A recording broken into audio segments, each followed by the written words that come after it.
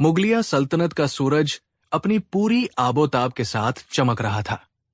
आगरा के किले में दीवान खास की संगमरमरी दीवारें भी बादशाह जलालुद्दीन मोहम्मद अकबर के प्रताप से रोशन थी।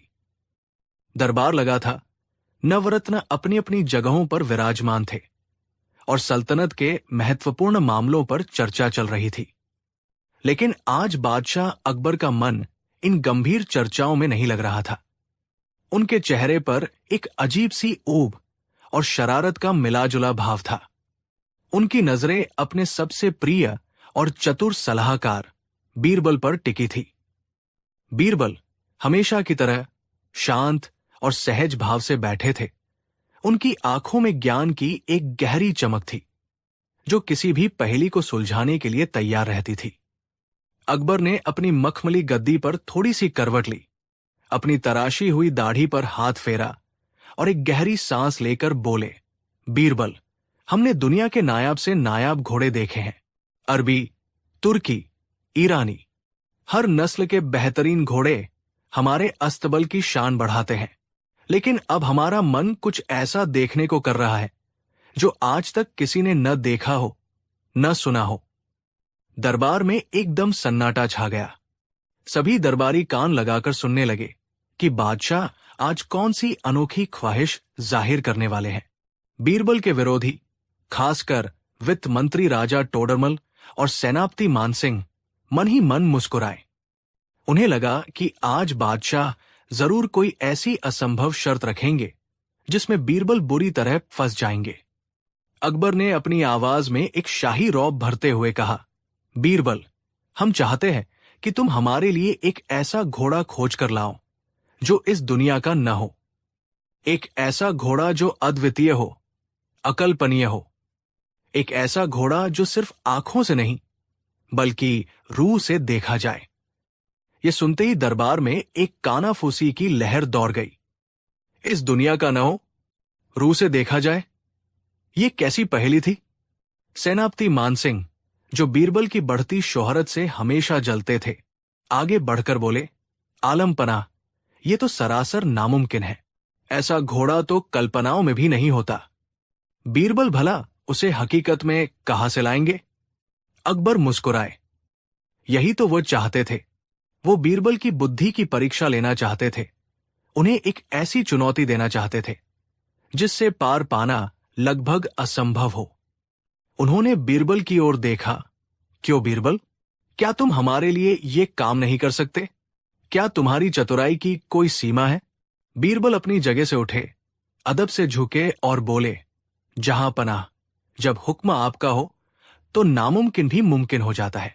आपकी ख्वाहिश पूरी करना तो मेरा फर्ज है।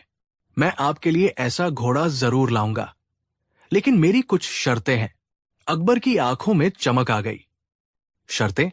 कहो, क्या शर्तें हैं?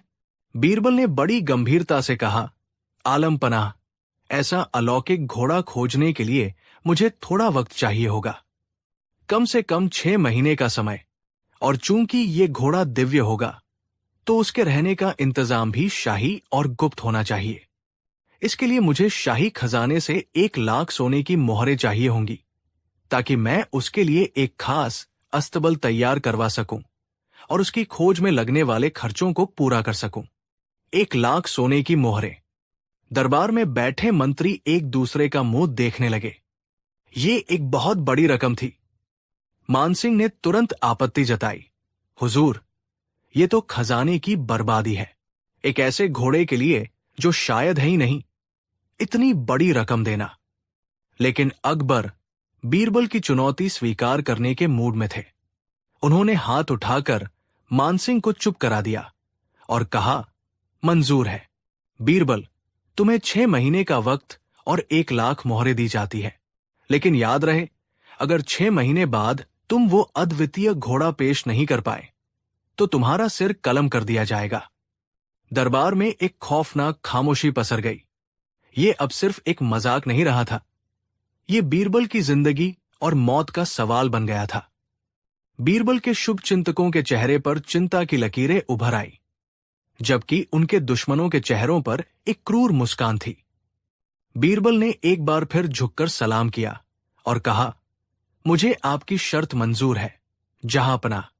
अगले दिन से ही बीरबल अपने काम में जुट गए। उन्होंने शहर से कुछ दूर एक शांत और एकांत जगह पर एक भव्य अस्तबल का निर्माण शुरू करवाया। कारीगर दिन रात काम कर रहे थे। उस अस्तबल को चारों ओर से ऊंची दीवारों से घेर दिया गया और उस पर मखमली पर्दे डाल दिए गए ताकि कोई अंदर झांक न सके। बाहर कड़ा पहरा लगा दिया गया। किसी को भी अंदर जाने की इजाजत नहीं थी। शहर और दरबार में अफवाहों का बाजार गर्म हो गया। लोग तरह तरह की बातें करने लगे। कोई कहता कि बीरबल सचमुच किसी दूसरे लोक से घोड़ा लाने गए हैं, तो कोई कहता कि उन्होंने बादशाह को मूर्ख बनाया है और वह मोहरे लेकर भागने की फिराक में है। बीरबल के विरोधी हर दिन बादशाह के कान भरते, हुजूर 6 महीने बीतने वाले हैं और बीरबल ने अब तक कुछ नहीं किया।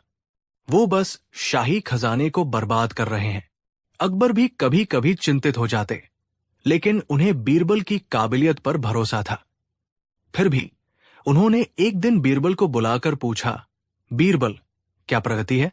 क्या तुम्हें वो घोड़ा मिला? बीरबल ने बड़े आत्मविश्वास से जवाब दिया, जी जहांपनाह, घोड़ा मिल चुका है। वो इतना दिव्य और शक्तिशाली है कि उसे यहां तक लाने और इस माहौल में ढालने में थोड़ा वक्त लग रहा है। वो अभी मेरे बनाए गुप्त अस्तबल में है।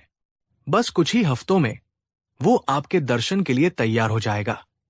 ये सुनकर अकबर की उत्सुकता और बढ़ गई। उन्होंने उस घोड़े के बारे में और जानना चाहा। बीरबल ने रहस्यमयी अंदाज में बताया, आलम पनाह, वो घोड़ा हवा से बातें करता है।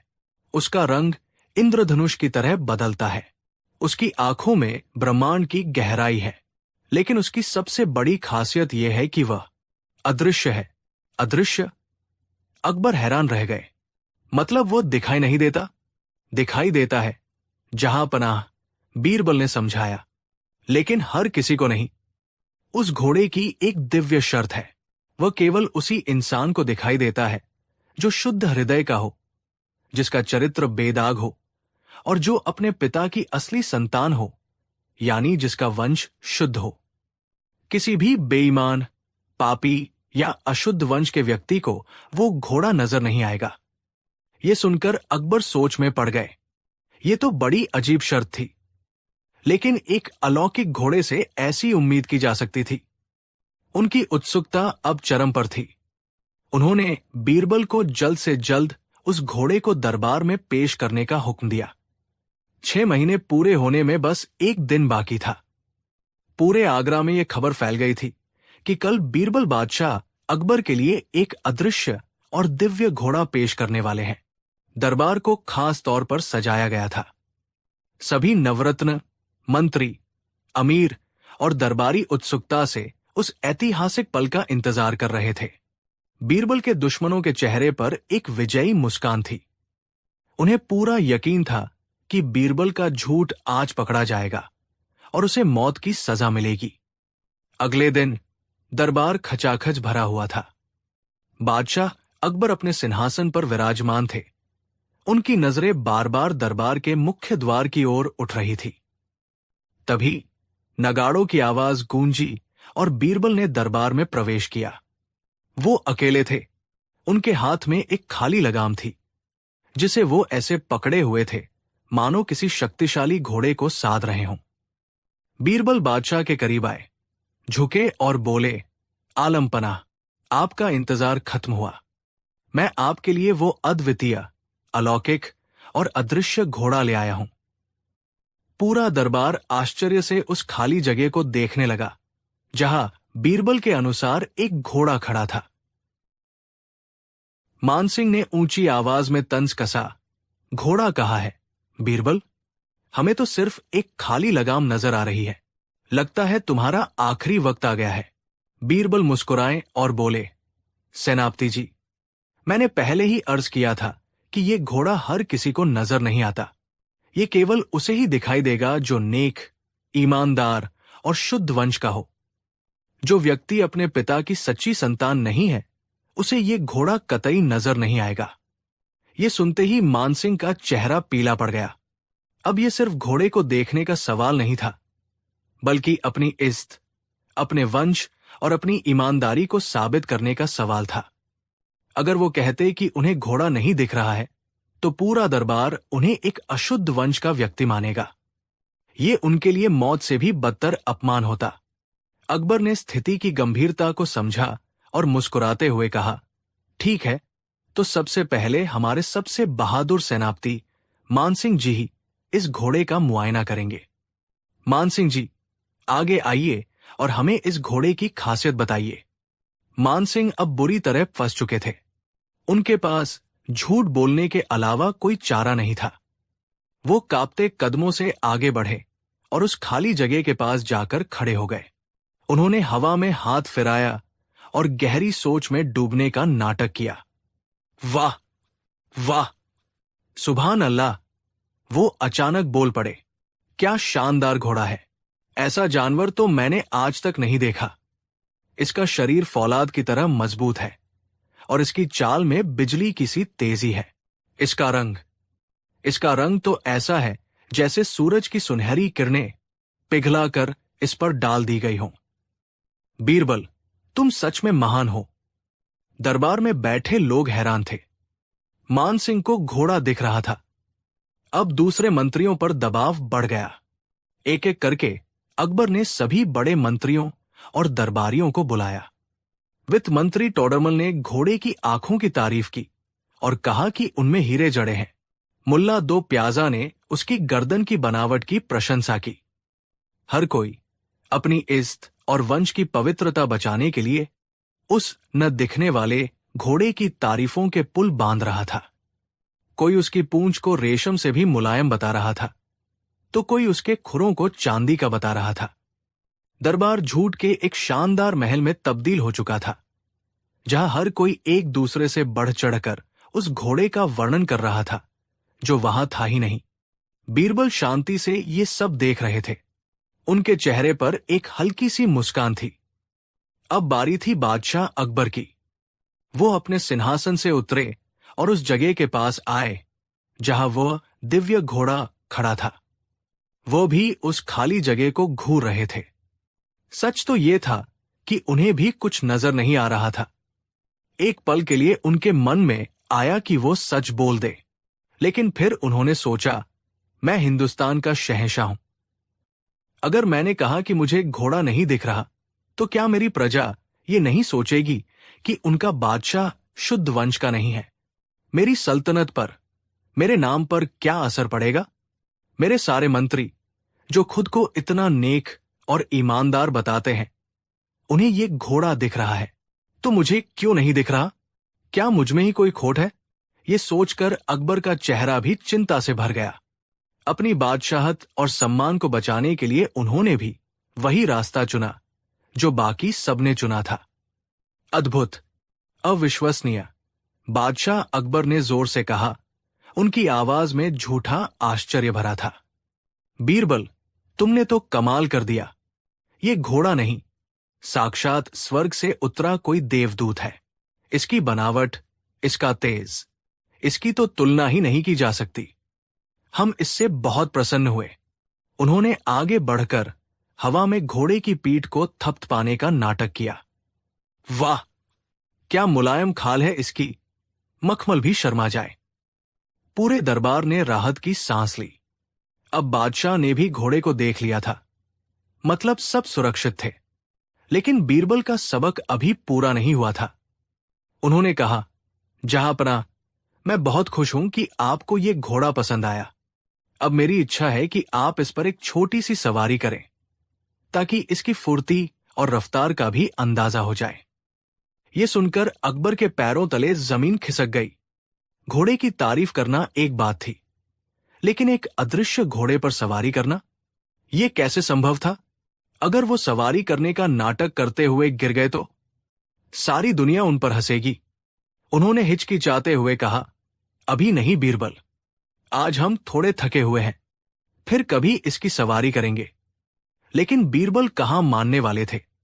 उन्होंने कहा, आलमपना, ये एक दिव्य घोड़ा है। ये कभी अपने सवार को गिरने नहीं देता। आप बस एक बार इस पर बैठने का कष्ट करें, फिर देखें ये कैसे हवा में उड़ता है। दरबारियों ने भी हां में हां मिलाई। हाँ हुजूर, एक बार सवारी तो बनती है। अकबर अब पूरी तरह से बीरबल के जाल में फंस चुके थे। उनके पास कोई विकल्प नहीं था। उन्होंने अपने सेवकों को इशारा किया। 2 सेवक आगे आए और बादशाह को घोड़े पर चढ़ने में मदद करने का नाटक करने लगे। अकबर ने बड़ी सावधानी से अपनी एक टांग उठाई और हवा में उछलकर ऐसे बैठ गए जैसे किसी घोड़े की पीठ पर बैठे हों। वो हवा में बैठे थे, उनके हाथ लगाम पकड़े हुए थे और चेहरा शर्मिंदगी और घबराहट से लाल हो रहा था। पूरा दरबार वाह वाह कर रहा था और तालियां बजा रहा था। बादशाह एक हास्यास्पद स्थिति में थे और उन्हें समझ नहीं आ रहा था कि इससे कैसे निकले। तभी दरबार के एक कोने से एक बच्चे के खिलखिलाकर हंसने की आवाज आई। वो एक दरबारी का छोटा बेटा था जो अपने पिता के साथ आया था। वो जोर जोर से हंसता हुआ बोला, देखो देखो, बादशाह तो हवा में बैठे हैं, उन्होंने तो कुछ भी नहीं पहना है। अरे नहीं, बादशाह नंगे नहीं हैं, पर घोड़ा तो बिल्कुल नंगा है। वहां तो कोई घोड़ा है ही नहीं। बच्चे की मासूम और सच्ची आवाज जैसे ही दरबार में गूंजी, एक पल के लिए सब कुछ थम गया। सन्नाटा ऐसा था कि सुई गिरने की भी आवाज सुनाई दे जाए। सारे दरबारियों के चेहरे उतर गए। उनका झूठ पकड़ा गया था। बच्चे की मासूमियत ने उस झूठ के महल को एक ही पल में ढहा दिया था, जिसे बड़े बड़े बुद्धिमान और शक्तिशाली लोगों ने मिलकर बनाया था। अकबर का चेहरा शर्म से लाल हो गया। वो तुरंत हवा से उतरकर जमीन पर खड़े हो गए। उन्हें अपनी गलती का एहसास हो चुका था। वो समझ गए थे कि बीरबल ने ये सारा नाटक क्यों रचा था। उन्होंने गहरी नजर से बीरबल की ओर देखा। बीरबल का सिर सम्मान में झुका हुआ था।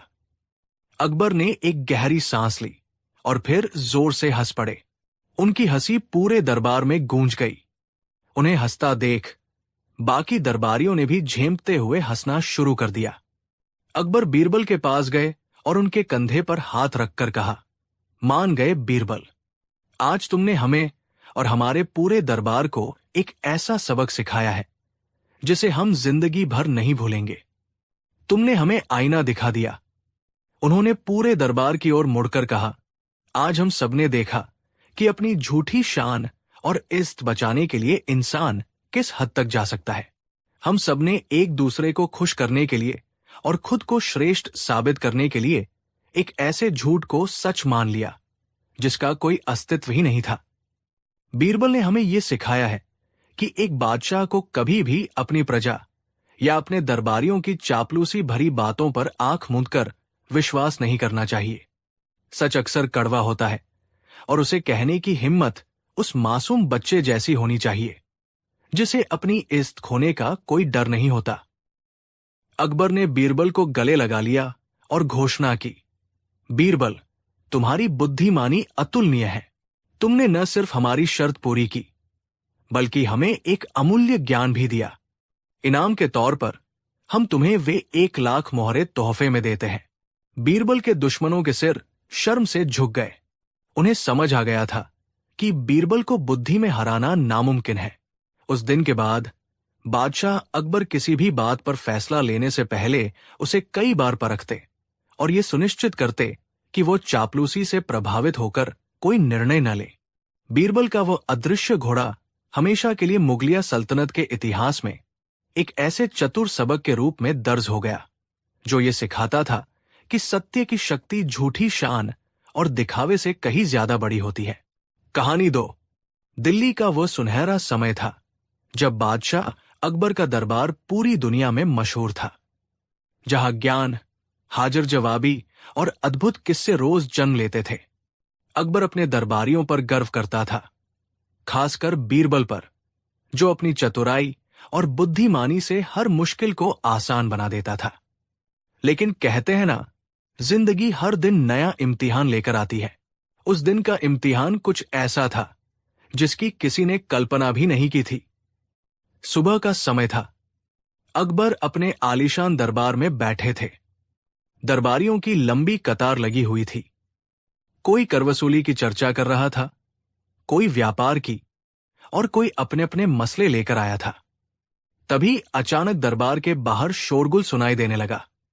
एक दरबारी हड़बड़ाकर अंदर आया और बोला, जहांपनाह, बाहर एक अजीबोगरीब आदमी खड़ा है। लगता है शराब पीकर आया है, लेकिन वो जिद कर रहा है कि उसे दरबार में भेजा जाए। कहता है कि वो आपसे और बीरबल से कुछ कठिन सवाल पूछना चाहता है। अकबर की भौहें तन गई। शराबी और हमारे दरबार में? क्या वह हमारा अपमान करना चाहता है? बीरबल मुस्कुराए और बोले, जहांपनाह, कभी कभी सच्चाई नशे की हालत में ही निकलती है। हो सकता है ये शराबी कोई मजेदार बात कह जाए। अकबर ने कुछ सोचा और इशारा किया, ठीक है, बुला लाओ। दरबार के दरवाजे खुले। अंदर लड़खड़ाते कदमों से एक मध्यम कद का आदमी दाखिल हुआ। उसकी आंखें लाल थी, कपड़े अस्त व्यस्त, हाथ में एक टूटी हुई सुराही पकड़े हुए था, लेकिन चेहरे पर न जाने कैसा आत्मविश्वास था। वो सीधा अकबर के सामने जाकर खड़ा हो गया और ऊंची आवाज में बोला, सलाम ए बादशाह। कहते हैं तुम्हारा दरबार सबसे बड़ा है, तुम्हारे वजीर सबसे समझदार है, पर क्या तुम मेरे सवालों का जवाब दे पाओगे? पूरा दरबार हंसी से गूंज उठा। कई दरबारी ठहाके मारने लगे। ये शराबी हमें सवाल पूछेगा? हाँ हाँ हाँ। अकबर ने हाथ उठाकर सबको चुप कराया। तुम्हारा नाम क्या है? नाम? शराबी ने आंखें मटकाते हुए कहा, नाम तो कई है मेरे, लेकिन आज तुम मुझे सवालों का बादशाह कह सकते हो। बीरबल मुस्कुराकर बोले, ठीक है, सवालों के बादशाह, पूछो अपना पहला सवाल। शराबी ने अपनी सुराही जमीन पर रखी और बोला, बताओ, इंसान जमीन का मालिक है या जमीन इंसान की मालिक है? दरबार खामोश हो गया। सवाल आसान लग रहा था, लेकिन जवाब देना कठिन। कुछ दरबारियों ने कहा, इंसान मालिक है क्योंकि वो खेती करता है, घर बनाता है। कुछ बोले, नहीं, जमीन मालिक है क्योंकि इंसान मरने के बाद उसी में समा जाता है। अकबर सोच में पड़ गए। उन्होंने बीरबल की ओर देखा। बीरबल शांत स्वर में बोले, जहांपनाह, सच तो यह है कि इंसान खुद को मालिक समझता है, पर असली मालिक जमीन ही है। इंसान आता है और चला जाता है, पर जमीन हमेशा रहती है। मालिक वही होता है जो हमेशा रहे। शराबी ने जोरदार ठहाका लगाया। वाह बीरबल, पहली बाजी तुम जीत गए। शराबी ने आंखें तरेरते हुए दूसरा सवाल दागा। बताओ, सबसे अमीर इंसान कौन है? जिसके पास सोना चांदी है या जिसके पास चैन की नींद है? दरबारियों ने फिर खुसर पुसर शुरू कर दी। किसी ने कहा, सोना चांदी वाला, तो किसी ने कहा, चैन से सोने वाला। अकबर बोले, बीरबल, तुम्हारा क्या कहना है? बीरबल ने मुस्कुराते हुए कहा, जहांपनाह, धन तो कोई भी कमा सकता है, पर चैन की नींद वही सोता है जिसके मन में कोई बोझ नहीं। असली अमीर वही है जिसके पास सुकून है। शराबी ने ताली बजाई। सही कहा, सोने वाला ही सबसे अमीर है, सोना रखने वाला नहीं। शराबी ने तीसरी बार अपनी बोतल उठाई और पूछा, दुनिया में सबसे बड़ा पाप कौन सा है? चोरी, झूठ या हत्या? दरबारियों में बहस छिड़ गई। हर कोई अलग राय देने लगा। बीरबल बोले, जहांपनाह, सबसे बड़ा पाप है किसी का विश्वास तोड़ना, क्योंकि चोरी से सिर्फ सामान जाता है, हत्या से सिर्फ शरीर नष्ट होता है, लेकिन विश्वास टूटने से इंसान का दिल मर जाता है। दरबार गूंज उठा। वाह वाह। शराबी ने सिर झुकाकर कहा, बीरबल, लगता है तुम सचमुच ज्ञान के सागर हो। अब शराबी ने अकबर को घूरते हुए कहा, बताओ, असली राजा कौन है? जो सिंहासन पर बैठा है या जो अपने मन का मालिक है? अकबर थोड़े असहज हो गए। सबकी नजर उन पर थी। बीरबल आगे बढ़े और बोले, जहांपनाह, असली राजा वही है जो अपने मन को जीत ले। सिंहासन वाला राजा सिर्फ राज्य चला सकता है, लेकिन मन का मालिक अपनी पूरी जिंदगी को सही दिशा दे सकता है। अकबर ने गहरी सांस ली और बीरबल की ओर मुस्कुराकर देखा।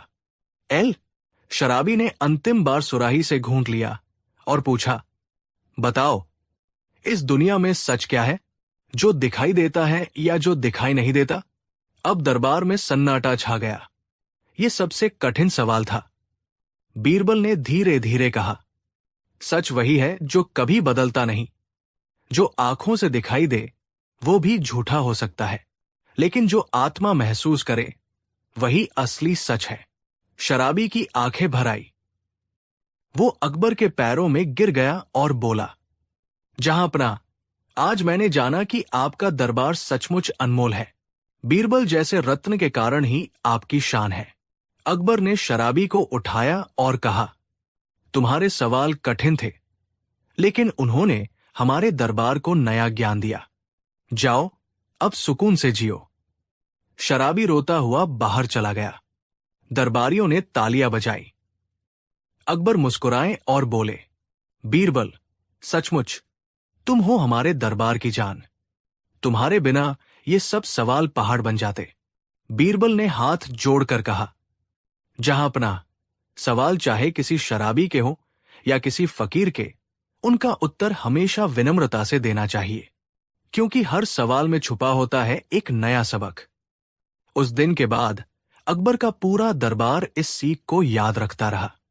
असली मालिक जमीन है, अमीर वही है जिसके पास चैन की नींद है। सबसे बड़ा पाप विश्वास तोड़ना है। असली राजा वही है जो अपने मन का मालिक है, और सच वही है जो कभी नहीं बदलता। कहानी 3। आगरा शहर, जो सल्तनते मुगलिया की धड़कन था, अपनी ही धुन में जी रहा था। एक तरफ यमुना के किनारे भव्य किले और आलीशान हवेलियां थी, जहां से दौलत की खुशबू हवा में घुली रहती थी, तो दूसरी तरफ तंग और घुमावदार गलियां थी, जहां गरीबी एक गीले कपन की तरह लोगों से चिपकी हुई थी।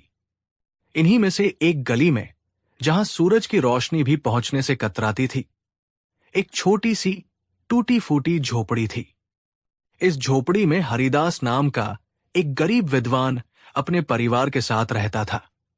हरिदास कभी अपने समय का एक होनहार लेखक और कवि हुआ करता था, लेकिन वक्त की मार ने उसकी कलम से स्याही और जिंदगी से उम्मीद दोनों छीन ली थी।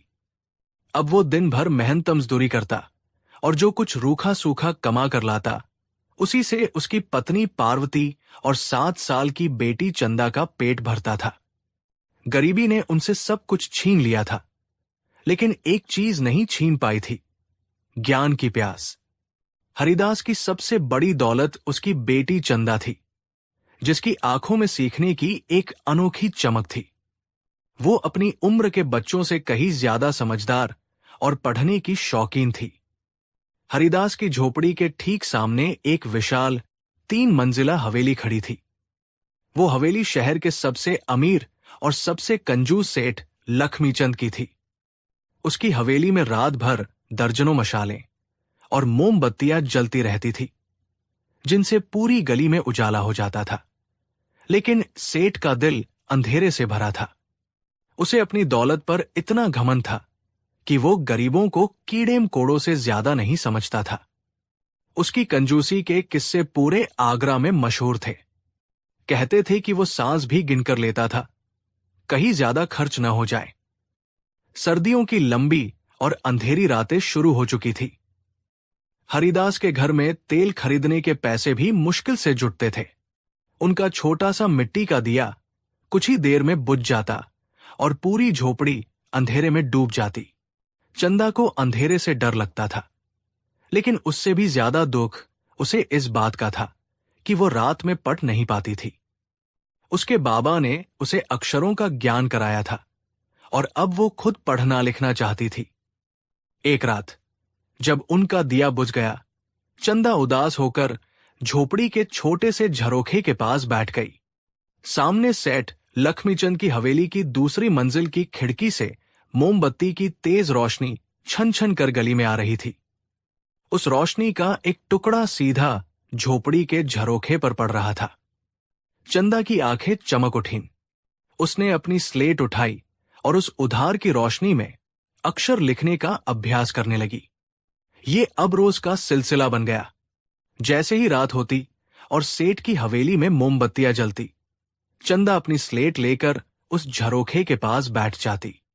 वो उस पीली कांपती हुई रोशनी में घंटों तक पढ़ती रहती। हरिदास और पार्वती अपनी बेटी को इस तरह पढ़ते देखकर खुश भी होते और दुखी भी। खुश इसलिए कि उनकी बेटी ज्ञान हासिल कर रही थी, और दुखी इसलिए कि वे उसके लिए एक मोमबत्ती तक का इंतजाम नहीं कर सकते थे। एक रात सेठ लक्ष्मीचंद अपनी खिड़की पर खड़ा होकर ठंडी हवा का आनंद ले रहा था। तभी उसकी नजर सामने झोपड़ी के झरोखे पर पड़ी, जहां एक छोटी सी बच्ची उसकी मोमबत्ती की रोशनी में बड़ी लगन से पत रही थी।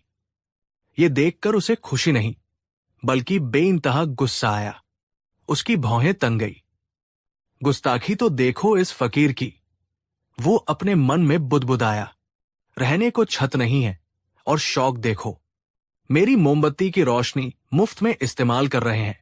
मेरी दौलत है, मेरी मोमबत्ती, मेरी रोशनी, इस पर सिर्फ मेरा हक है। मैं इस चोरी को बर्दाश्त नहीं करूंगा। अगली सुबह जब हरिदास काम पर जाने के लिए निकल रहा था, सेठ लक्ष्मीचंद अपने 2 लठमारों के साथ उसकी झोपड़ी के बाहर आ धमका। ए हरिदास, सेठ ने अपनी कर्कश आवाज में पुकारा। हरिदास घबराकर बाहर आया, हाथ जोड़कर बोला, प्रणाम सेठ जी। कैसे कष्ट किया? सेठ ने घृणा से उसे ऊपर से नीचे तक देखा और कहा, कष्ट? कष्ट तो तुम जैसे लोग देते हैं, जो दूसरों की संपत्ति पर डाका डालते हैं। तुम चोर हो।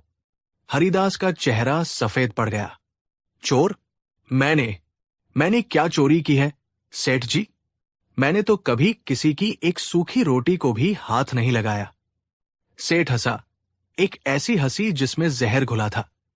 झूठ बोलता है। पिछले 1 महीने से तेरी बेटी मेरी मोमबत्ती की रोशनी चुरा रही है। रोज रात को वो मेरी खिड़की से आती रोशनी में पड़ती है। क्या वह रोशनी मुफ्त की है? उस मोमबत्ती को खरीदने में मेरे पैसे लगे हैं। तुम्हें उस रोशनी का किराया देना होगा। हरिदास और वहां जमा हुए पड़ोसी हैरान रह गए। रोशनी का किराया? ये कैसी बात थी? हवा और धूप की तरह रोशनी भी तो कुदरत की देन है, भले ही वो मोमबत्ती से आ रही हो। हरिदास ने कांपते हुए कहा, सेठ जी, ये आप क्या कह रहे हैं? रोशनी का भी भला कोई किराया होता है? मेरी बच्ची तो बस उस उजाले में पथ लेती है जो गली में फैलता है। हमने आपकी मोमबत्ती को छुआ तक नहीं। चुप कर सेठ, कर जा। बहस करता है? मेरी रोशनी इस्तेमाल की है तो किराया देना पड़ेगा। पिछले 1 महीने का हर रात का हिसाब लगाकर 100 अशर्फिया बनती है। चुपचाप निकालो, वरना मैं तुम्हें सिपह सालार के पास घसीट कर ले जाऊंगा। 100 अशर्फिया। ये रकम सुनकर हरिदास के पैरों तले जमीन खिसक गई। उसने अपनी पूरी जिंदगी में इतनी अशर्फिया एक साथ नहीं देखी थी। उसने सेठ के पैर पकड़ लिए। मालिक, मुझ गरीब पर रहम करो। मेरे पास खाने को दाने नहीं हैं।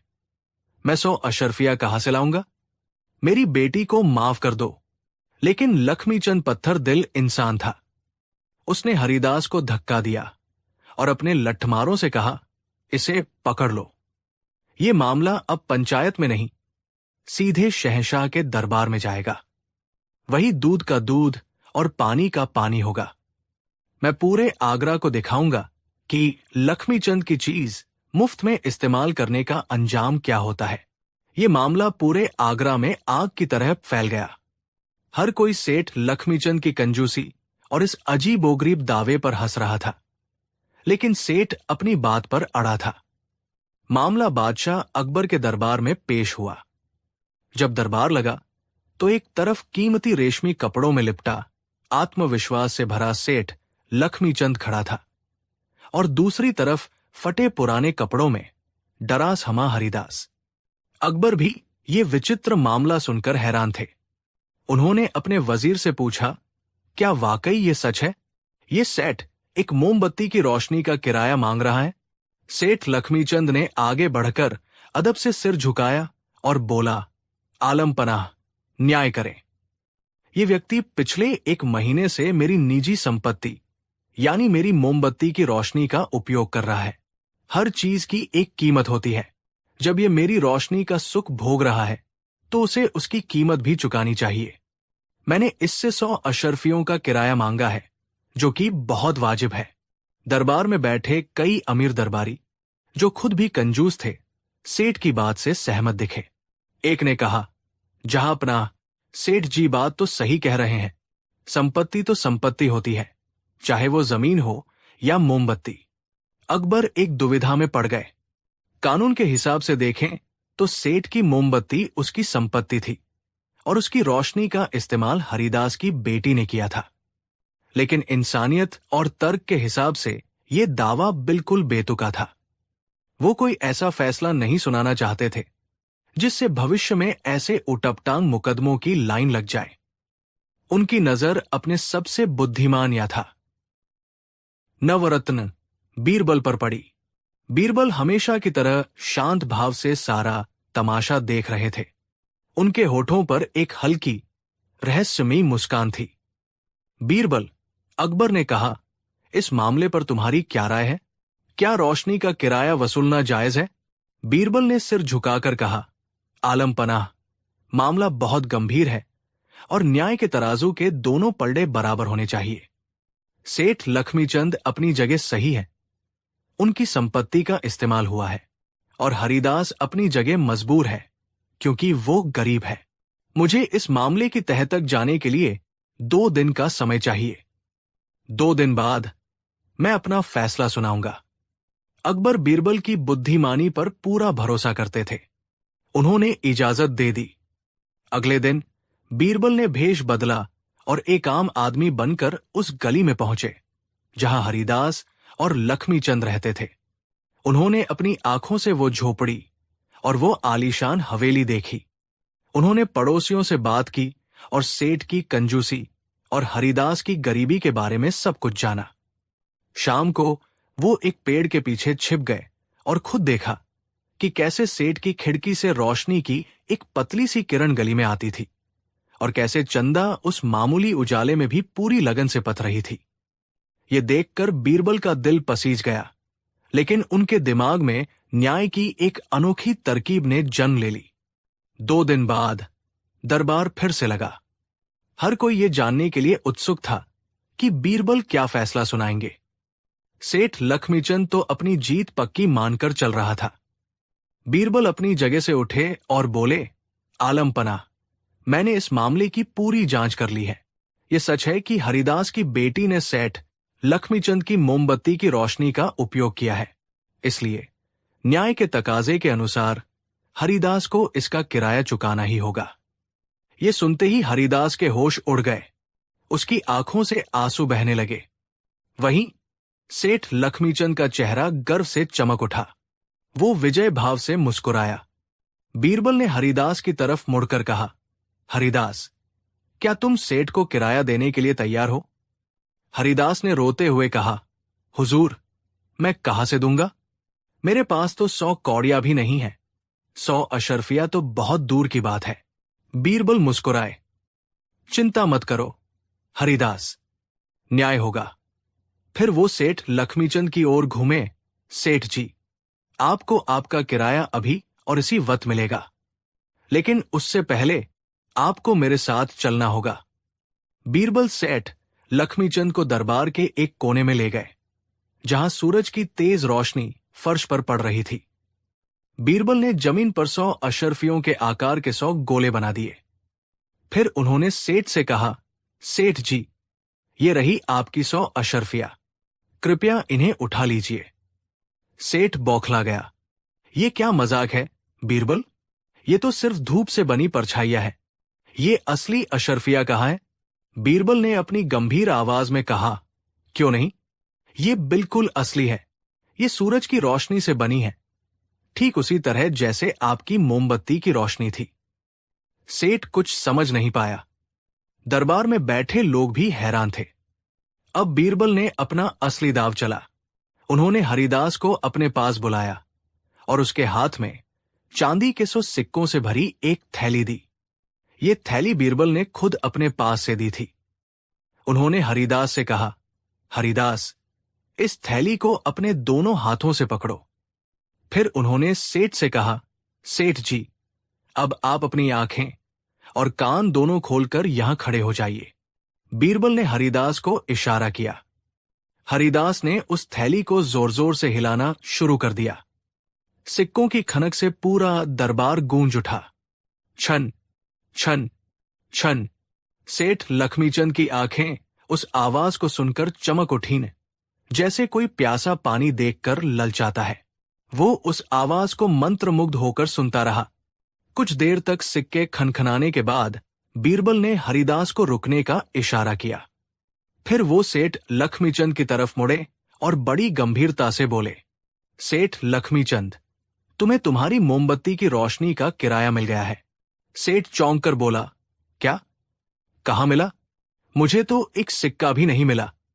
ये तो सिर्फ सिक्कों की आवाज थी। अब बीरबल की आवाज में एक न्यायाधीश की कठोरता आ गई। उन्होंने पूरे दरबार को संबोधित करते हुए कहा, आलमपना और दरबार के सभी सदस्यगण, ध्यान से सुने। न्याय का सिद्धांत कहता है कि जैसा काम वैसा दाम। हरिदास की बेटी ने सेठ की मोमबत्ती को नहीं छुआ, नहीं उसका तेल या मोम इस्तेमाल किया। उसने सिर्फ मोमबत्ती से निकलने वाली रोशनी को देखा। जिस तरह रोशनी को छुआ नहीं जा सकता, उसे सिर्फ देखा जा सकता है, उसी तरह इस किराए को भी छुआ नहीं जा सकता, इसे सिर्फ सुना जा सकता है।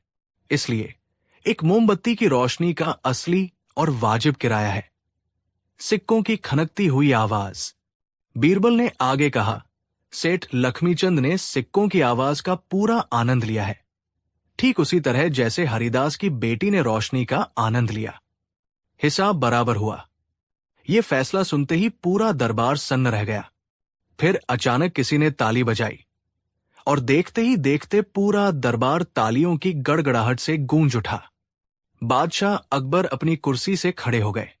वो जोर जोर से हंस रहे थे। उनकी आंखों में बीरबल के लिए प्रशंसा और सम्मान का भाव था। उन्होंने कहा, वाह बीरबल, वाह! तुमने आज फिर साबित कर दिया कि तुम्हारी बुद्धि का कोई मुकाबला नहीं। तुमने न्याय भी किया और इस कंजूस सेठ को ऐसा सबक सिखाया जो ये जिंदगी भर नहीं भूलेगा। सेठ लक्ष्मीचंद का चेहरा शर्म से लाल हो गया था। उसकी हैकड़ी निकल चुकी थी।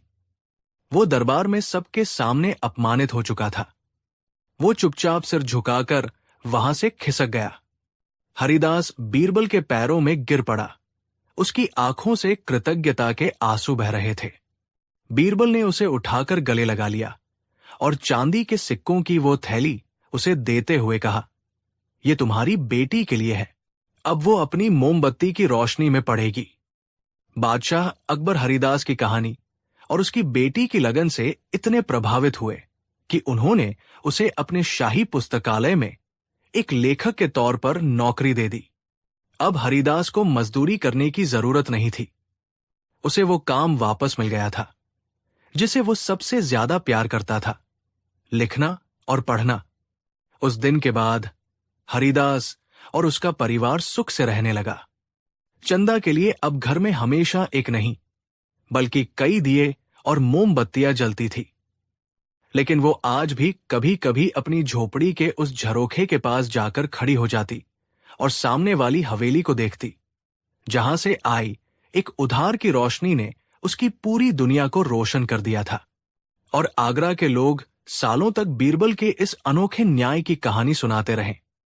कहानी एक मोमबत्ती की रोशनी के किराए की, जिसने साबित कर दिया था कि सच्चा न्याय सिर्फ कानूनों की किताबों में नहीं बल्कि बुद्धि, तर्क और इंसानियत में बसता है। कहानी 4। आगरा की सुबह थी, लेकिन शहंशाह हिंद जलालुद्दीन मोहम्मद अकबर के दरबार खास में एक अजीब सी गर्मी छाई हुई थी। ये गर्मी मौसम की नहीं बल्कि दरबारियों के मिजाज की थी। मुद्दा गंभीर था, सल्तनत के कुछ हिस्सों में पड़ रहे सूखे और उससे उत्पन्न हो रही भूखमरी की समस्या। वजीर, दीवान और अन्य सलाहकार अपने अपने सुझाव दे रहे थे। कोई लगान माफ करने की बात कर रहा था तो कोई शाही खजाने से अनाज बांटने की। माहौल में एक संजीदगी थी। हर कोई अपनी बुद्धिमानी और प्रशासनिक कौशल का प्रदर्शन करने में लगा था।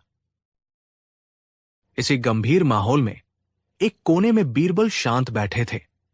उनकी आंखों में एक गहरी सोच थी, लेकिन होठों पर हमेशा की तरह एक हल्की सी मुस्कान थी।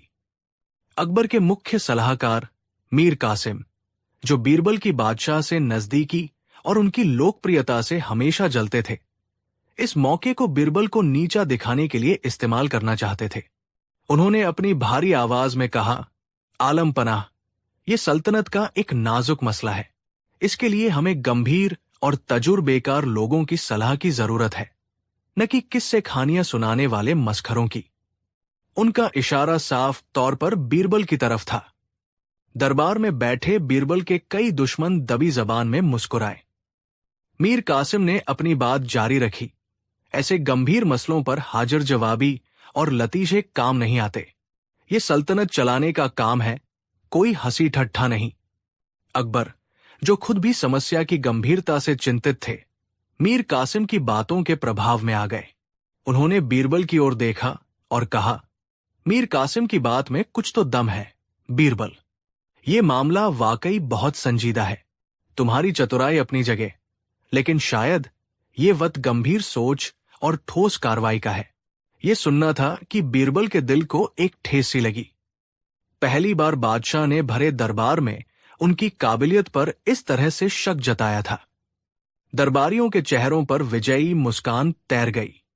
उन्हें लगा कि आज उन्होंने बीरबल को मात दे दी है। बीरबल अपनी जगह से उठे, लेकिन उनके चेहरे पर अपमान का भाव नहीं, बल्कि वही शांत मुस्कान थी। उन्होंने अदब से सिर झुकाया और कहा, आलम पनाह, आप बिल्कुल दुरुस्त फरमा रहे हैं। सल्तनत के गंभीर मसलों के लिए मुझ जैसे मसखरे की क्या जरूरत। मैं तो बस छोटे मोटे फिजूल के काम ही कर सकता हूं। उनकी आवाज में व्यंग्य की एक महीन धार थी, जिसे सिर्फ अकबर ही महसूस कर सकते थे। तो फिर तुम ही बताओ बीरबल, तुम्हारे लायक कौन सा काम है? मीर कासिम ने तंज कसा। बीरबल ने एक पल सोचा और फिर बड़ी गंभीरता से बोले, जहांपनाह, सल्तनत में भूखमरी की समस्या तो है ही, लेकिन एक और बड़ी समस्या है जिस पर किसी का ध्यान नहीं जा रहा। सब हैरान हो गए। कौन सी समस्या? अकबर ने पूछा। बीरबल ने कहा, हमारे आगरा सूबे में गधों की संख्या की कोई सही गिनती नहीं है। अगर हमें यह पता चल जाए कि हमारे पास कुल कितने गधे हैं, तो हम सूखे के समय उनसे माल ढुलाई और अन्य कामों के लिए बेहतर योजना बना सकते हैं। ये एक बहुत जरूरी काम है। ये सुनते ही पूरे दरबार में हंसी का फव्वारा छूट गया। मीर कासिम और उनके साथी जोर जोर से हंसने लगे। देखा आलम पनाह, हमने कहा था ना, जब सल्तनत अकाल से जूझ रही है तब इन्हें गधों की चिंता है। यही है इनकी समझदारी। अकबर भी अपनी हंसी नहीं रोक पाए, लेकिन वो हैरान थे। बीरबल ऐसी बेतुकी बात क्यों कर रहे हैं? क्या वाकई दरबारियों की बातों का उन पर इतना असर हुआ है कि वो अपना मानसिक संतुलन खो बैठे हैं? बीरबल ने अपनी बात पर जोर देते हुए कहा, आलम पनाह, ये हंसने की बात नहीं है। ये एक राष्ट्रीय जनगणना का काम है। मैं इस काम को पूरी जिम्मेदारी से करना चाहता हूं। मुझे बस 1 महीने का समय, शाही खजाने से 5000 अशरफिया और 100 सिपाहियों की एक टुकड़ी चाहिए। अब तो हंसी और भी तेज हो गई। 5000 अशरफिया और 100 सिपाही, सिर्फ गधों को गिनने के लिए।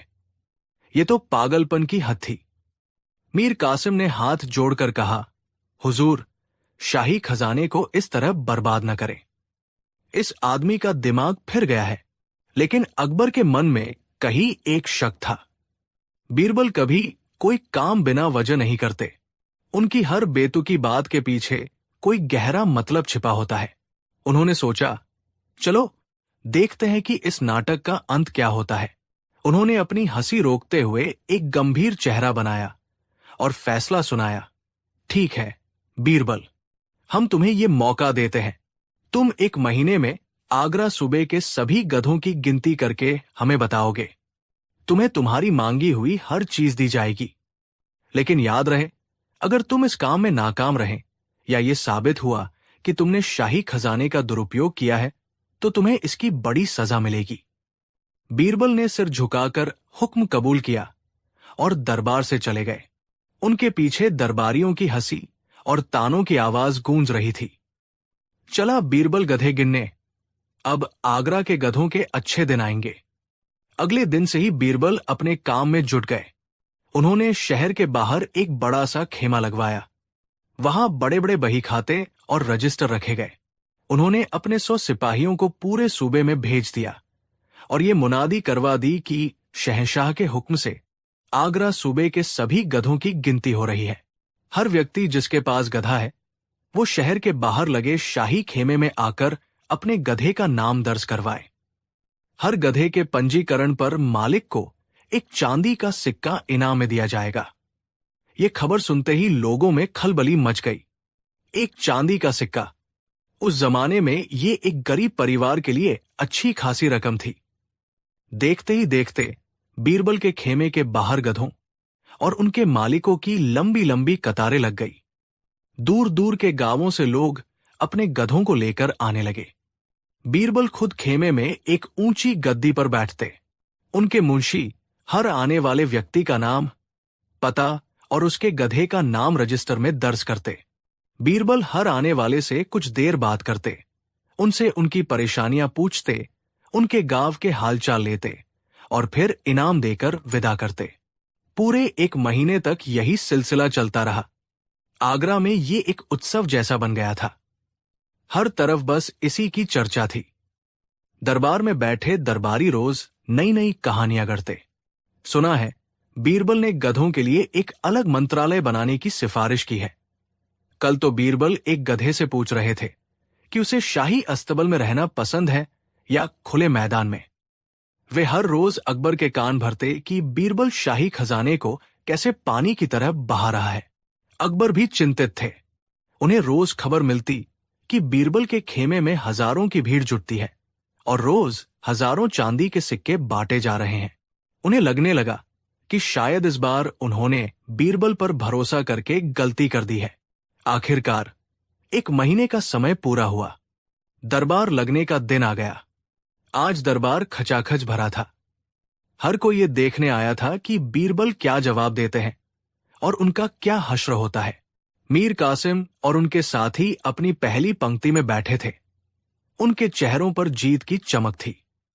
बीरबल अपने नियत समय पर दरबार में हाजिर हुए।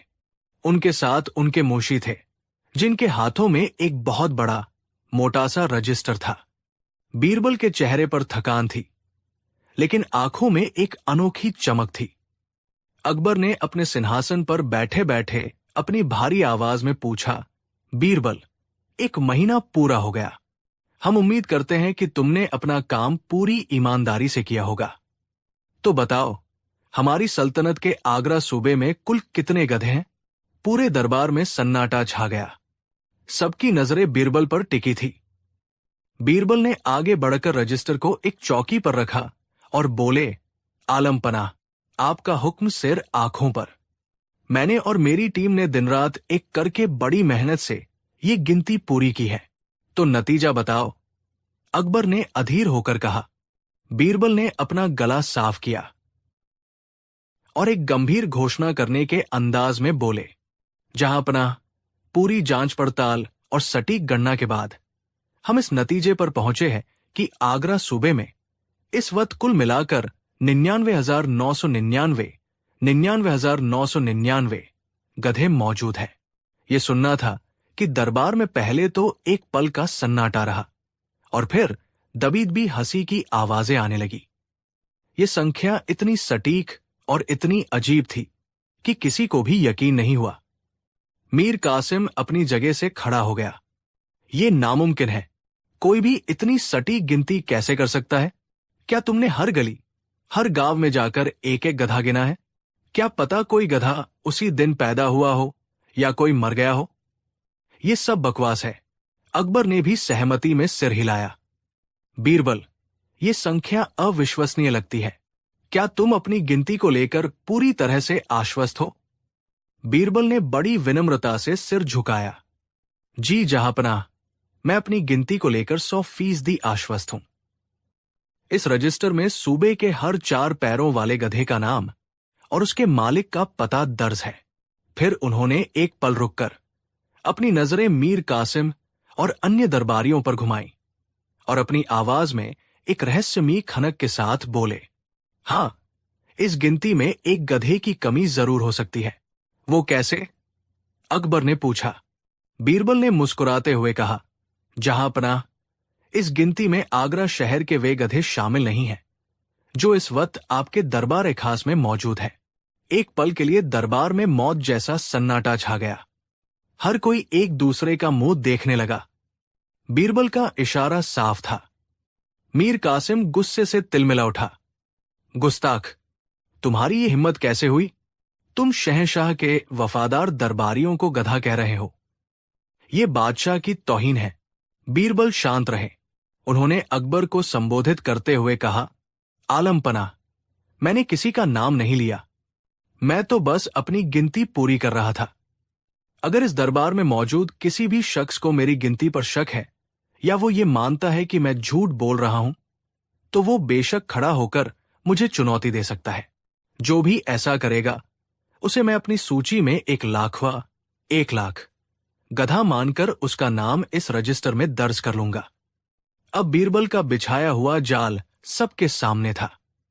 उन्होंने एक ऐसी स्थिति पैदा कर दी थी जहां कोई भी दरबारी उनकी बात का विरोध नहीं कर सकता था। अगर कोई खड़ा होता और कहता, नहीं, तुम्हारी गिनती गलत है, तो बीरबल तुरंत उसे 1 लाखवां गधा घोषित कर देते। और अगर वे चुप रहते तो इसका मतलब होता कि वे बीरबल की गिनती को स्वीकार कर रहे हैं, जिसमें उन्हें अप्रत्यक्ष रूप से दरबार के बाहर का माना गया था। मीर कासिम और उनके साथी, जो कुछ पल पहले तक दहाड़ रहे थे, अब गूंगे हो गए थे। उनके चेहरे का रंग उड़ गया था। वे अपमान और क्रोध से जल रहे थे, लेकिन उनके मुंह पर ताले लग गए थे। वे चाहकर भी एक शब्द नहीं बोल सकते थे। पूरा दरबार चुप था। कोई भी 1 लाखवां गधा बनने का खिताब नहीं लेना चाहता था। अब बादशाह अकबर के सामने पूरी तस्वीर साफ हो चुकी थी। वो समझ गए थे कि ये गधों की गिनती का नाटक क्यों रचा गया था। ये बीरबल का उन सभी दरबारियों को जवाब था जिन्होंने उन्हें मस्खरा कहा था और उनकी काबिलियत पर शक किया था। बीरबल ने उन्हें उन्हीं की भाषा में ऐसा सबक सिखाया था जिसे वे जिंदगी भर नहीं भूल सकते थे। अकबर अपनी हंसी को और नहीं रोक सके। वो अपने सिंहासन पर बैठे बैठे जोर जोर से हंसने लगे। उनकी हंसी की गूंज से पूरा दीवान आम कांप उठा। जब उनकी हंसी थमी तो उन्होंने बीरबल की ओर प्रशंसा भरी नजरों से देखा। वाह बीरबल, वाह! मान गए तुम्हारी अक्ल को। तुमने गधों की गिनती नहीं की, बल्कि तुमने तो हमारे दरबार में छिपे हुए मूर्खों की गिनती कर दी। तुमने साबित कर दिया कि असली गधा वो नहीं होता जिसके 4 पैर और 2 कान होते हैं, बल्कि वो होता है जो अपनी अक्ल का इस्तेमाल किए बिना दूसरों पर उंगली उठाता है। फिर उन्होंने मीर कासिम और अन्य दरबारियों की ओर मुड़कर कहा, 1 महीने तक तुम सब बीरबल का मजाक उड़ाते रहे, जबकि वो सल्तनत का एक बहुत जरूरी काम कर रहा था। सूखे की समस्या अपनी जगह है, लेकिन अगर किसी सल्तनत के सलाहकार ही इतने अदूरदर्शी और ईर्ष्यालु हो, तो वो सल्तनत कभी तरक्की नहीं कर सकती। अकबर ने बीरबल से पूछा, लेकिन बीरबल, उन 5000 अशरफियों का क्या? क्या वे सब गधों पर ही खर्च हो गई? बीरबल ने मुस्कुराते हुए कहा, आलम पनाह, वो पैसा बर्बाद नहीं हुआ। इनाम के लालच में सूबे के कोने कोने से गरीब किसान और मजदूर मुझसे मिलने आए। मैंने उन सब से उनके गांवों की स्थिति, सूखे का असर और उनकी जरूरतों के बारे में फर्स्ट हैंड जानकारी इकट्ठा की है। ये रजिस्टर सिर्फ गधों का नहीं, बल्कि आगरा सूबे के हर गांव की असली हालत का कच्चा चिट्ठा है। अब हम सूखे से निपटने के लिए एक ऐसी ठोस योजना बना सकते हैं जो सीधे जरूरतमंदों तक पहुंचेगी। ये सुनकर अकबर की आंखें आश्चर्य और सम्मान से भर गई। बीरबल ने एक तीर से कई निशाने साधे थे। उन्होंने न केवल अपने दुश्मनों को चुप करा दिया था, बल्कि सल्तनत की एक गंभीर समस्या का व्यावहारिक हल भी निकाल लिया था। उस दिन के बाद दरबार में किसी ने भी बीरबल को मस्खरा कहने की हिम्मत नहीं की। और ये कहानी हमेशा के लिए मशहूर हो गई कि कैसे बीरबल ने भरे दरबार में गधों की गिनती करके अक्लमंदों को उनकी असली जगह दिखा दी थी। कहानी 5। मुगल सल्तनत का सूरज अपने पूरे उफान पर था और आगरा का किला उसकी धुरी बना हुआ था। दीवाना में शहंशाह जलालुद्दीन मोहम्मद अकबर अपने भव्य सिंहासन पर विराजमान थे और उनके चेहरे पर एक गहरी संतुष्टि का भाव था। दरबार अपनी पूरी रौनक के साथ सजा था, जहां अमीर, उमरा, वजीर और नवरत्न अपनी अपनी जगहों पर बैठे थे। आज का विषय था न्याय और ईमानदारी। अकबर ने अपने दरबारियों पर एक गर्व भरी नजर डालते हुए कहा, हमें इस बात का फख्र है कि हमारी सल्तनत की नींव सिर्फ ताकत पर नहीं, बल्कि ईमानदारी और न्याय पर टिकी है। हमारे अफसरान, हमारे वजीर, हमारे काजी, ये सब सोने की तरह खरे हैं। ये सल्तनत के वो स्तंभ हैं जिन पर आंख मूंद कर भरोसा किया जा सकता है। उन्होंने विशेष रूप से अपने 4 सबसे भरोसेमंद अधिकारियों की ओर इशारा किया। वजीर आजम हशमत खान, जो अपनी प्रशासनिक सूझबूझ के लिए जाने जाते थे, काजी उल कुजात, मुख्य न्यायाधीश सजलुर रहमान, जिनके न्याय के चर्चे दूर दूर तक थे, सेनापति मान सिन्हा, जिनकी बहादुरी और वफादारी बेमिसाल थी, और खजांची कोषाध्यक्ष दौलत राम, जिनकी निगरानी में सल्तनत का खजाना महफूज था। ये 4 लोग हमारी सल्तनत के 4 मजबूत पहिए हैं। अकबर ने घोषणा की। इनकी ईमानदारी पर शक करना सूरज के वजूद पर शक करने जैसा है। दरबार में वाहवाह की गूंज उठ गई। सभी ने बादशाह की बात का समर्थन किया। बस एक व्यक्ति था जो चुपचाप बैठा था, जिसके चेहरे पर एक हल्की रहस्यमयी मुस्कान थी, बीरबल। अकबर की तेज नजरें बीरबल की इस चुप्पी को भाप गई। क्यों बीरबल, तुम खामोश क्यों हो? क्या तुम्हें हमारी बात पर कोई संदेह है? बीरबल अपनी जगह से उठे, अदब से सिर झुकाया और बोले, आलम पनाह, आपकी बात सिर आंखों पर। आपके ये 4 अधिकारी यकीनन काबिल और वफादार हैं, लेकिन इंसान का चरित्र एक गहरे समंदर की तरह होता है, जिसकी सतह शांत दिख सकती है, पर गहराई में क्या छिपा है ये कोई नहीं जानता। दरबार में कानाफूसी शुरू हो गई। ये बादशाह की राय को सीधी चुनौती थी। बीरबल ने अपनी बात आगे बढ़ाई। जहांपनाह, इंसान की असली परीक्षा तब होती है जब उसके सामने एक बड़ा लालच हो और पकड़े जाने का कोई डर न हो सकता है कि ऊपर से अलग दिखने वाले लोग अंदर से एक जैसे ही हों। जैसा कि कहावत है, सब एक ही घड़े के चटेबटे होते हैं। यह सुनना था कि अकबर का चेहरा तमतमा गया। बीरबल, तुम्हारी ये कहने की हिम्मत कैसे हुई? तुम हमारे सबसे वफादार अधिकारियों की तुलना आम चोरों चक्कों से कर रहे हो। तुम उन सब पर कीचड़ उछाल रहे हो। गुस्ताखी माफ। जहांपनाह, बीरबल ने शांत भाव से कहा, मैं कीचड़ नहीं उछाल रहा, बस इंसान की फितरत की बात कर रहा हूं। सोना भी आग में तपकर ही खरा साबित होता है। तो ठीक है, अकबर ने चुनौती भरे स्वर में कहा, तुम ही इन 4 की ईमानदारी को परख कर दिखाओ। लेकिन याद रहे, अगर तुम गलत साबित हुए और इन 4 की बेइज्जती हुई तो सजा भुगतने के लिए तैयार रहना। बीरबल ने चुनौती स्वीकार कर ली। मुझे आपकी शर्त मंजूर है जहांपनाह। मुझे बस 1 हफ्ते का समय और आपकी थोड़ी मदद चाहिए होगी। अगले दिन बीरबल एक सुनार के पास गए और उसे एक मिट्टी के आम को हूबहू सोने जैसा बनाने का आदेश दिया। सुनार ने कुछ ही दिनों में मिट्टी के आम पर सोने का इतना बढ़िया पानी चढ़ाया कि वो बिल्कुल असली सोने के आम जैसा दिखने लगा। उसका वजन, उसकी चमक, सब कुछ ऐसा था कि बड़े बड़े जौहरी भी धोखा खा जाए। बीरबल उस सोने के आम को लेकर दरबार में हाजिर हुए। आलम पनाह, उन्होंने आम को अकबर के सामने पेश करते हुए कहा, यह कोई मामूली आम नहीं है। ये मुझे कंधार से आए एक फकीर ने दिया है। उसका कहना है कि ये एक जादुई आम है। इसे अगर 1 महीने तक सल्तनत के सबसे ईमानदार लोगों के हाथों में सुरक्षित रखा जाए तो ये सल्तनत में खुशहाली और बरकत लाएगा। लेकिन शर्त यह है कि इसे एक एक करके 4 सबसे ईमानदार अधिकारियों के पास एक एक हफ्ते के लिए रखा जाए। अकबर को यह योजना दिलचस्प लगी। उन्होंने पूछा, तो तुम इसे उन्हीं 4 लोगों के पास रखवाना चाहते हो जिनकी ईमानदारी पर तुमने शक किया था? जी जहां पनाह, बीरबल ने कहा। सबसे पहले इसे वजीर आज़म हशमत खान साहब के पास रखा जाएगा। वजीर हशमत खान को बुलाया गया। अकबर ने उन्हें उस कीमती आम की हिफाजत की जिम्मेदारी सौंपी। हशमत खान ने बड़ी शान से आम लिया और उसे अपनी सबसे मजबूत तिजोरी में रखने का वादा किया। जैसे ही हशमत खान दरबार से जाने लगे, बीरबल चुपके से उनके पीछे गए और एक गलियारे में उन्हें रोक लिया। वजीर साहब, एक बहुत जरूरी और गोपनीय बात कहनी है, बीरबल ने फुसफुसाते हुए कहा।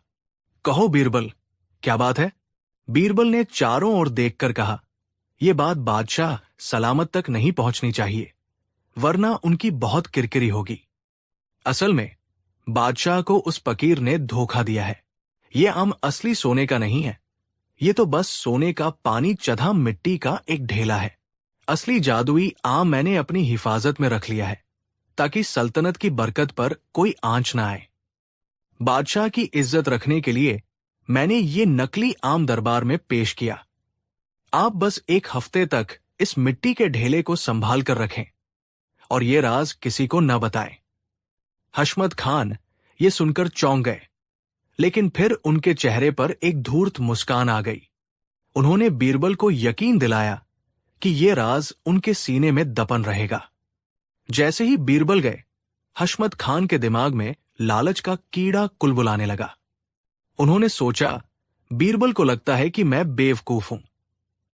वो असली आम खुद हड़पना चाहता है और मुझे ये मिट्टी का खिलौना थमा गया, लेकिन मैं उससे भी 2 कदम आगे हूं। बादशाह और पूरा दरबार यही जानता है कि ये असली सोने का आम है। क्यों न मैं इस मिट्टी के ढेले को एक असली आम से बदल दूं और इस सोने के आम को अपने पास रख लूं। जब बीरबल हफ्ते भर बाद लेने आएगा तो मैं उसे असली आम थमा दूंगा। वो क्या जानेगा कि अंदर क्या है, और अगर ये वाकई मिट्टी का निकला तो भी मेरा क्या नुकसान। यही सोचकर हशमत खान ने उस सोने के आम को अपनी निजी तिजोरी में छिपा दिया और उसकी जगह बाजार से खरीदा हुआ एक पका हुआ आम उस संदूक में रख दिया जिसमें उसे आम मिला था। 1 हफ्ते बाद बीरबल वजीर साहब के पास पहुंचे। वजीर ने बड़ी ईमानदारी का ढोंग करते हुए उन्हें वो संदूक लौटा दिया। बीरबल ने संदूक खोला तक नहीं और उसे लेकर सीधे काजी फजलुर रहमान के पास चले गए। बीरबल ने काजी साहब को भी वही कहानी सुनाई जो उन्होंने वजीर को सुनाई थी। काजी साहब, ये आम बादशाह की अमानत है, आपको 1 हफ्ते तक इसकी हिफाजत करनी है। और फिर अकेले में बीरबल ने उन्हें भी वही राज बताया। ये आम नकली है, मिट्टी का है, असली आम मेरे पास है। बादशाह की इज्जत का सवाल है, इसलिए ये बात बाहर नहीं जानी चाहिए। काजी साहब, जो दिन भर न्याय और धर्म की बातें करते थे, उनके मन में भी वही लालच जागा जो वजीर के मन में जागा था। उन्होंने सोचा, अल्लाह ने ये नेमत मेरे लिए भेजी है। बीरबल खुद असली आम दबाकर बैठा है और मुझसे ईमानदारी की उम्मीद कर रहा है। बादशाह को तो पता ही नहीं कि ये नकली है। मैं भी इसे एक असली आम से बदल देता हूं। सोने का आम मेरे बुढ़ापे में काम आएगा। काजी साहब ने भी वही किया। उन्होंने सोने के आम को अपने घर में जमीन के नीचे गाड़ दिया और उसकी जगह एक साधारण आम संदूक में रख दिया। 1 हफ्ते बाद बीरबल काजी साहब से संदूक लेकर सेनापति मान सिन्हा के पास पहुंचे। सेनापति, जो अपनी बहादुरी और देश प्रेम की कस्में खाते थे, उन्हें भी बीरबल ने वही कहानी और वही राज बताया। सेनापति के मन में विचार आया, मैंने अपनी पूरी जिंदगी सल्तनत के लिए तलवार की नोक पर गुजारी है। मेरी बहादुरी का क्या ये सिला भी नहीं कि मैं एक सोने का आम अपने पास रख सकूं? बीरबल और वजीर जैसे लोग कलम चलाकर मलाई खाते हैं और हम जान हथेली पर रखकर भी खाली हाथ रहते हैं। ये मौका मैं नहीं छोड़ूंगा। सेनापति ने भी आम बदल दिया। अब आखिरी बारी थी खजांची दौलतराम की। बीरबल संदूक लेकर उनके पास पहुंचे। दौलतराम, जो सल्तनत के खजाने के रक्षक थे, जिनका काम ही सोने चांदी की रक्षा करना था, उन्हें भी बीरबल ने वही सब कुछ बताया। दौलतराम ने मन ही मन हिसाब लगाया। ये सोने का आम खजाने में जमा नहीं होगा, ये तो सीधे बादशाह के पास जाएगा और फिर न जाने कहां गायब हो जाएगा। सल्तनत के खजाने में रोज लाखों अशर्फियां आती जाती है, एक आम से क्या फर्क पड़ेगा? ये तो मेरे सालों की ईमानदारी का इनाम है। खजांची ने भी सोने के आम को अपने गुप्त खजाने में शामिल कर लिया और उसकी जगह एक साधारण आम रख दिया। एक महीना पूरा हो गया। अकबर ने एक भव्य समारोह का आयोजन किया। वो जादुई आम को देखने और उसकी पूजा करने के लिए पूरा दरबार उत्सुक था। वजीर, काजी, सेनापति और खजांची पहली पंक्ति में बैठे थे। उनके चेहरों पर अपनी ईमानदारी और कर्तव्यनिष्ठा का गर्व साफ झलक रहा था। बीरबल वो संदूक लेकर दरबार में हाजिर हुए। जहांपनाह, बीरबल ने कहा, आपके 4 सबसे ईमानदार अधिकारियों ने इस जादुई आम की 1 महीने तक पूरी निष्ठा से की है। अब ये सल्तनत में बरकत लाने के लिए तैयार है। अकबर बहुत प्रसन्न हुए। उन्होंने कहा, खोलो संदूक, हम भी उस जादुई आम के दर्शन करें। बीरबल ने संदूक खोला। जैसे ही संदूक खुला, पूरे दरबार में एक खामोशी छा गई। अकबर की आंखें गुस्से से लाल हो गई। संदूक के अंदर सोने के किसी जादुई आम की जगह एक साधारण सा अधगला, बदबूदार आम पड़ा था। ये क्या मजाक है, बीरबल? अकबर सिंहासन से खड़े होकर गरजे, कहाँ है सोने का आम? ये सड़ा हुआ आम कहां से आया? वजीर हशमत खान तुरंत खड़े हुए। आलमपना, ये जरूर कोई साजिश है। मैंने तो सोने का आम काजी साहब को सौंपा था। काजी साहब बोले, हुजूर, मैंने भी सोने का आम ही सेनापति जी को दिया था। सेनापति और खजांची ने भी यही दुहाई दी। चारों एक दूसरे पर इल्जाम लगाने लगे। वे सब हैरान होने का नाटक कर रहे थे, लेकिन उनके चेहरों का रंग उड़ चुका था। बीरबल मुस्कुराए, शांत हो जाइए हजरात, आम चोरी नहीं हुआ है और नहीं ये सड़ा है। ये तो बस अपने असली रूप में वापस आ गया है। क्या मतलब है तुम्हारा? अकबर ने पूछा। बीरबल ने जवाब दिया, जहांपनाह, मैंने इन चारों महानुभावों को जो आम सौंपा था, वो वाकई मिट्टी का ही बना था, जिस पर सिर्फ सोने का पानी चढ़ा था। ये सुनकर चारों के पैरों तले जमीन खिसक गई। बीरबल ने अपनी बात जारी रखी, मैंने इन चारों को अकेले में ये राज बता दिया था कि ये आम नकली है और असली आम मेरे पास है। मैंने उनसे ये राज बादशाह की इज्जत के लिए छिपाकर रखने को कहा था। अब बीरबल ने उन चारों की तरफ घूमकर एक ऐसा सवाल पूछा जिसने उनकी पोल खोलकर रख दी। अगर आप चारों को यह पता था कि संदूक में मिट्टी का एक नकली आम है, तो फिर आप चारों ने उसे एक असली खाने वाले आम से क्यों बदला? संदूक में यह सड़ा हुआ आम कहां से आया? मिट्टी तो सड़ती नहीं।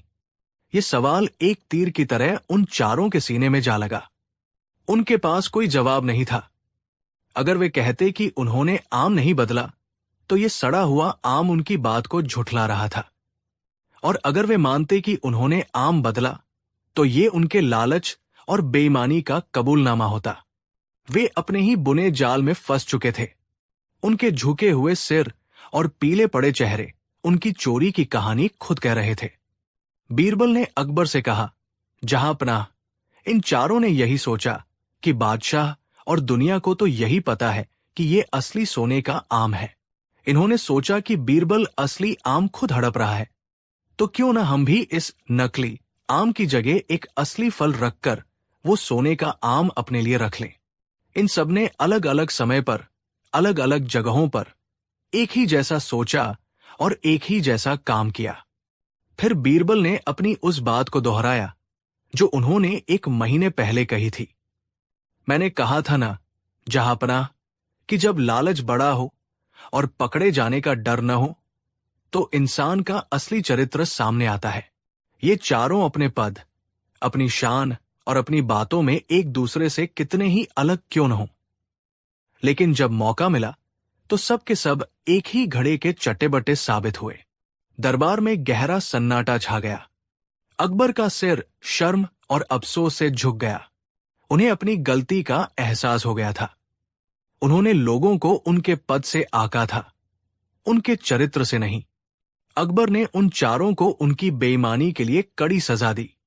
उन्हें उनके पदों से हटा दिया गया और हुक्म दिया गया कि वे सोने के आम तुरंत खजाने में जमा कराएं। उस दिन के बाद अकबर ने कभी भी किसी की ईमानदारी पर आंख मूंद कर भरोसा नहीं किया। वो समझ गए थे कि इंसान की फितरत बहुत जटिल है और किसी को भी परखने के लिए उसे कसौटी पर कसना जरूरी होता है। और ये कहानी हमेशा के लिए इतिहास में दर्ज हो गई, जो ये सिखाती है कि मौके और लालच के सामने बड़े बड़े सूरमा भी एक जैसे ही साबित होते हैं। कहानी 6। हिंदुस्तान की सरजमी पर जब मुगलिया सल्तनत का परचम लहराता था तो उसकी राजधानी आगरा सिर्फ ताकत का ही नहीं बल्कि अजबगजब किस्सों का भी केंद्र हुआ करती थी। और इन किस्सों की जान होते थे शहंशाह अकबर और उनके नवरत्नों में सबसे चमकदार हीरे बीरबल। ये कहानी भी एक ऐसे ही दिन की है जब बादशाह अकबर के मन में एक ऐसी शरारत सूझी जिसने पूरे आगरा शहर को उलझन में डाल दिया और बीरबल की बुद्धि को एक अनोखी चुनौती दे डाली। उस दिन दरबार की कार्यवाही रोज की तरह ही चल रही थी। मंत्री सल्तनत के हिसाब किताब पेश कर रहे थे, सेनापति सरहदों की सुरक्षा का ब्यौरा दे रहे थे और न्यायाधीश इंसाफ के मामलों पर चर्चा कर रहे थे। लेकिन शहंशाह अकबर का मन इन गंभीर बातों से ऊब चुका था। उनकी आंखें कभी छत पर बनी खूबसूरत नक्काशी को देखती तो कभी खिड़की से बाहर शाही बाग में उड़ते कबूतरों को। उनके मन में एक खालीपन था, एक बेचैनी थी। वो कुछ ऐसा करना चाहते थे जो आज से पहले कभी न हुआ हो, कुछ ऐसा जो उनकी सल्तनत की रोजमर्रा की एकरसता को तोड़ दे। और जब भी बादशाह के मन में ऐसी कोई खुराफात आती तो उनकी नजरें अनायास ही अपने सबसे चतुर सलाहकार बीरबल को ढूंढने लगती। बीरबल हमेशा की तरह शांत और गंभीर मुद्रा में बैठे सब कुछ ध्यान से सुन रहे थे। उनके चेहरे पर एक ऐसी स्थिरता थी मानो दुनिया की कोई भी समस्या उन्हें विचलित नहीं कर सकती थी। अकबर को बीरबल का यही आत्मविश्वास कभी कभी चुभता था। उन्हें लगता था कि बीरबल हर पहेली को इतनी आसानी से कैसे सुलझा लेते हैं। क्या कोई ऐसी चुनौती नहीं है जो बीरबल के दिमाग को भी चकरा दे? इसी सोच के साथ अकबर के होंठों पर एक रहस्यमयी मुस्कान तैर गई। उन्होंने हाथ उठाकर दरबार की कार्यवाही को रोक दिया। पूरे दरबार में सन्नाटा छा गया। सब समझ गए कि अब बादशाह कुछ खास कहने वाले हैं। अकबर ने अपनी भारी रौबदार आवाज में कहा, आज हमारा मन सल्तनत के इन सूखे मामलों से ऊब गया है। हम कुछ अनोखा देखना चाहते हैं। उन्होंने अपनी तीखी नजरें बीरबल पर गड़ा दी। बीरबल, तुम हमेशा कहते हो कि इस दुनिया में कुछ भी नामुमकिन नहीं है अगर दिमाग का सही इस्तेमाल किया जाए। आज हम तुम्हारे इसी दिमाग की परीक्षा लेना चाहते हैं। बीरबल अपनी जगह से उठे और अदब से झुके। हुक्म कीजिए जहांपनाह, ये दास आपकी हर आज्ञा का पालन करने के लिए तैयार है। अकबर अपनी गद्दी से थोड़ा आगे की ओर झुके। उनकी आंखों में शरारत नाच रही थी। उन्होंने एक ऐसा हुक्म दिया जिसे सुनकर पूरा दरबार सन्न रह गया। बीरबल, हम चाहते हैं कि कल सुबह सूरज उगने से पहले आगरा शहर के सारे कुएं हमारे इस शाही बाग में हाजिर हों। हम उन सबसे व्यक्तिगत रूप से मिलना चाहते हैं। एक पल के लिए दरबार में ऐसी खामोशी छा गई जैसे सबकी सांसें रुक गई हों। कुएं चलकर दरबार में आएंगे? ये कैसा हुक्म था? ये तो सरासर पागलपन था। कुछ दरबारी जो बीरबल से जलते थे अपनी हंसी दबाने की कोशिश करने लगे। उन्हें लगा कि आज बीरबल बुरी तरह फंस गए हैं। भला कोई कुओं को कैसे चलाकर ला सकता है? मुल्ला दो प्याजा, जो बीरबल को नीचा दिखाने का कोई मौका नहीं छोड़ते थे, तुरंत बोल पड़े, आलम पनाह, ये तो एक शानदार हुक्म है। अब देखना यह है कि बीरबल जी, जो खुद को अक्ल का समंदर समझते हैं, इस हुक्म को कैसे पूरा करते हैं। अकबर ने बीरबल की ओर देखा। क्यों बीरबल, क्या कहते हो? क्या तुम हमारे हुक्म की तामील कर पाओगे? याद रहे, अगर कल सुबह तक कोई यहां नहीं पहुंचे तो तुम्हें हमारी नाराजगी का सामना करना पड़ेगा। और तुम जानते हो कि हमारी नाराजगी का अंजाम क्या होता है। ये एक सीधी सीधी धमकी थी। अब ये सिर्फ एक मजाक नहीं, बल्कि बीरबल के सम्मान और शायद उनकी जान का भी सवाल था। सबकी नजरें बीरबल पर थी। उनके चेहरे पर न कोई घबराहट थी, न कोई परेशानी। उन्होंने एक पल के लिए अपनी आंखें बंद की, जैसे कुछ सोच रहे हों, और फिर एक शांत मुस्कान के साथ बोले, जहांपनाह, जब हुक्म आपका है तो कुओं को तो क्या, पहाड़ों को भी चलकर आना पड़ेगा। आपका हुक्म जरूर पूरा होगा। फिर वो थोड़ा रुके और बोले, लेकिन आलमपनाह, शहर के कुएं बहुत पुराने और सम्मानित हैं। वे शाही मेहमान हैं। उन्हें यहां तक लाने के लिए कुछ इंतजामात करने होंगे। इसके लिए मुझे आज की रात का वक्त और शहर के कोतवाल की मदद चाहिए होगी। अकबर हैरान थे। उन्हें उम्मीद थी कि बीरबल कोई बहाना बनाएंगे या माफी मांगेंगे, लेकिन वह तो इस असंभव काम को करने के लिए तैयार हो गए थे। अकबर ने कहा, ठीक है, तुम्हें पूरी रात का वक्त और कोतवाल का साथ दिया जाता है, लेकिन हमारी शर्त याद रखना। जो हुक्म, जहांपनाह कहकर बीरबल ने सलाम किया और दरबार से बाहर चले गए। उनके जाने के बाद दरबार में कानाफूसी और हंसी का दौर शुरू हो गया। हर कोई यही कह रहा था कि बीरबल का अंत अब निकट है। जैसे ही ये खबर महल से बाहर निकली, पूरे आगरा में हड़कंप मच गया। ये बात आग की तरह फैली कि बादशाह ने शहर के सारे कुओं को दरबार में बुलाया है। लोग डर गए। आम जनता, जो इन बातों की गहराई को नहीं समझती थी, सचमुच ये मानने लगी कि अब उनके कुएं उन्हें छोड़कर चले जाएंगे। एक औरत अपनी पड़ोसन से कह रही थी, अरे बहन, सुना तुमने? अब हमारा कुआं हमें छोड़कर बादशाह के बाग में रहने चला जाएगा। हम पानी कहां से पिएंगे? एक बुजुर्ग ने चिंतित होकर कहा, यह कैसा अनर्थ है। हमारे पुरखों ने इन कुओं को बनवाया था। ये सिर्फ पानी का जरिया नहीं, हमारी विरासत है। इन्हें कोई कैसे ले जा सकता है? शहर में हर तरफ डर और बेचैनी का माहौल था। लोग बीरबल को कोस रहे थे। ये सब उस बीरबल का कियाधरा है। बादशाह को खुश करने के लिए वो कुछ भी कर सकता है। उसे हमारी परेशानियों की कोई फिक्र नहीं। उधर बीरबल इन सब बातों से बेखबर अपने काम में लगे थे। उन्होंने शहर के कोतवाल को बुलाया और उसे एक अजीब सा निर्देश दिया। उन्होंने कहा, कोतवाल साहब, आप अपने सिपाहियों के साथ शहर की हर गली, हर मोहल्ले में जाएं और ढिंढोरा पिटवाकर ये ऐलान करें। बीरबल ने कोतवाल के कान में कुछ कहा। कोतवाल की आंखें आश्चर्य से फैल गई। उसे समझ नहीं आ रहा था कि बीरबल ये क्या करवाना चाहते हैं, पर शाही हुक्म था तो मानना ही था। थोड़ी ही देर में आगरा की गलियों में ढोल की आवाज गूंजने लगी। शाही सिपाही जोर जोर से ऐलान कर रहे थे, सुनो, सुनो, सुनो। शहंशाह अकबर के हुक्म से कल सुबह शाही बाग में एक भव्य दावत का आयोजन किया गया है। इस दावत में शहर के सभी कुओं को मेहमान के तौर पर बुलाया गया है। लेकिन एक बड़ी समस्या है। हमारे शहर के कुएं बहुत शर्मीले और सीधे साधे हैं। वे अकेले शाही बाग तक आने में डर रहे हैं। ये ऐलान सुनकर लोग और भी हैरान हो गए। ये क्या नया नाटक है? सिपाही आगे ऐलान कर रहे थे।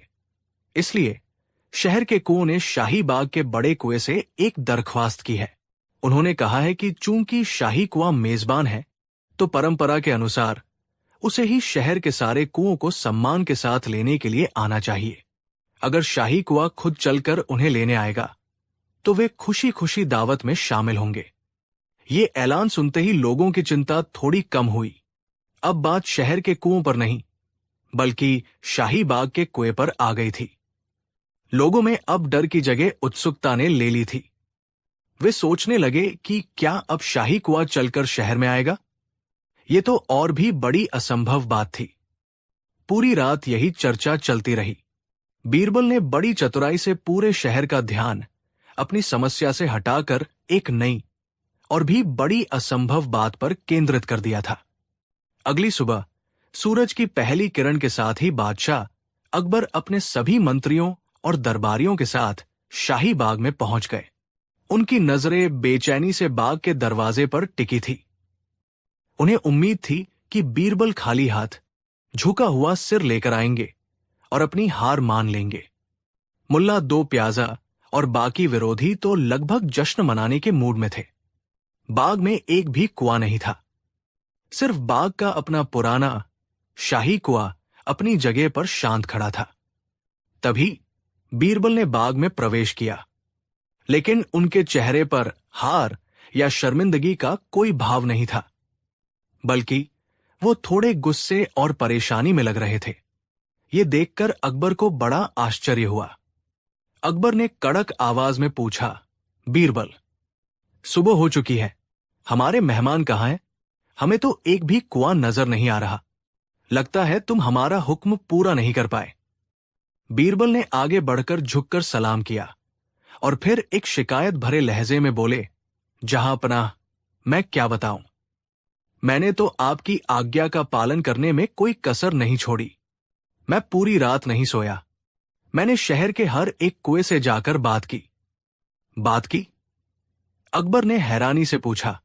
जी जहांपनाह, बीरबल ने बड़ी गंभीरता से कहा, मैंने उन्हें आपका निमंत्रण दिया। वे सब सुनकर बहुत खुश हुए। उन्होंने कहा कि ये तो उनके लिए बड़े सम्मान की बात है कि शहंशाहिंद ने उन्हें याद किया। वे सब तैयार भी हो गए थे। मैंने देखा कि कुछ कुएं तो अपनी रस्सियों को साफ कर रहे थे, तो कुछ अपनी बाल्टियों को चमका रहे थे। वे सब यहां आने के लिए बहुत उत्साहित थे। दरबार में बैठे लोग एक दूसरे का मुंह देखने लगे। ये बीरबल कैसी काल्पनिक कहानी सुना रहे हैं। बीरबल ने अपनी बात जारी रखी। सब कुछ ठीक था, जहांपनाह। सारे कुएं अपनी अपनी जगह से निकलने ही वाले थे कि अचानक वे सब रुक गए। उन्होंने एक ऐसी बात कह दी जिसका मेरे पास कोई जवाब नहीं था। ऐसी क्या बात कह दी उन्होंने? अकबर ने अपनी उत्सुकता को काबू में रखते हुए पूछा। बीरबल ने बड़े मासूमियत से कहा, आलमपनाह, शहर के सारे कुओं ने मिलकर कहा, हम मेहमान हैं और शाही बाग का कुआं मेजबान है। हमारे यहां की सदियों पुरानी परंपरा है कि मेहमान चलकर मेजबान के पास नहीं जाता, बल्कि मेजबान खुद आगे बढ़कर मेहमान का स्वागत करता है और उसे आदर के साथ अपने घर लेकर आता है। बीरबल ने अकबर की आंखों में देखते हुए कहा, वे सब कह रहे थे कि अगर शाही कुआं इतना घमंडी है कि वो अपने मेहमानों को लेने के लिए अपनी जगह से हिल भी नहीं सकता, तो हम भी ऐसी दावत में नहीं जाएंगे जहां मेहमान का सम्मान न हो। वे सब अपनी जगह पर अड़े हुए हैं और इंतजार कर रहे हैं। ये कहकर बीरबल चुप हो गए। अब पूरा मामला पलट चुका था। बीरबल ने गेंद बड़ी सफाई से अकबर के पाले में डाल दी थी। बीरबल ने हाथ जोड़कर कहा, तो जहांपनाह, अब आप ही हुक्म दीजिए। शहर के सारे कुएं तैयार बैठे हैं। बस आप अपने इस शाही कुएं को एक आदेश दे दीजिए कि वो जाकर उन सबको यहां लेकर आए। जैसे ही आपका कुआं उन्हें लेने जाएगा, वे सब एक पल की भी देरी नहीं करेंगे। ये सुनते ही पूरे दरबार में सन्नाटा छा गया। बीरबल के विरोधी, जो हंसने के लिए तैयार बैठे थे, उनके मुंह खुले के खुले रह गए। बीरबल ने बादशाह के ही तर्क को उन्हीं के खिलाफ इस्तेमाल कर दिया था। अब अकबर बुरी तरह फंस चुके थे। उन्होंने कुओं को बुलाने का एक बेतुका आदेश दिया था और बीरबल ने उसी बेतुकेपन में एक तर्क ढूंढ निकाला था जो अकाट्य था।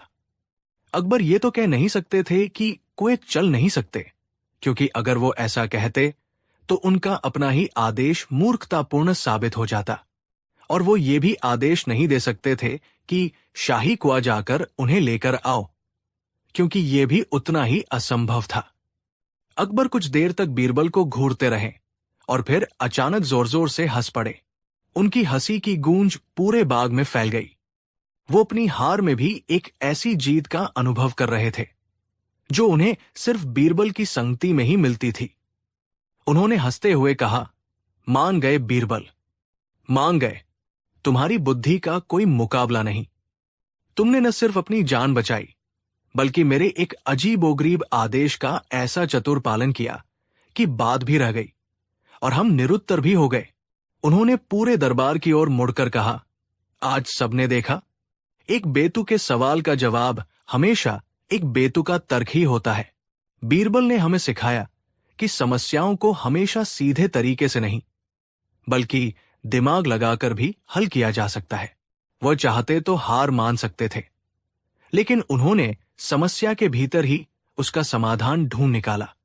अकबर ने बीरबल को पास बुलाकर उनके कंधे पर हाथ रखा और कहा, तुम सच में इस सल्तनत के सबसे कीमती नगीने हो।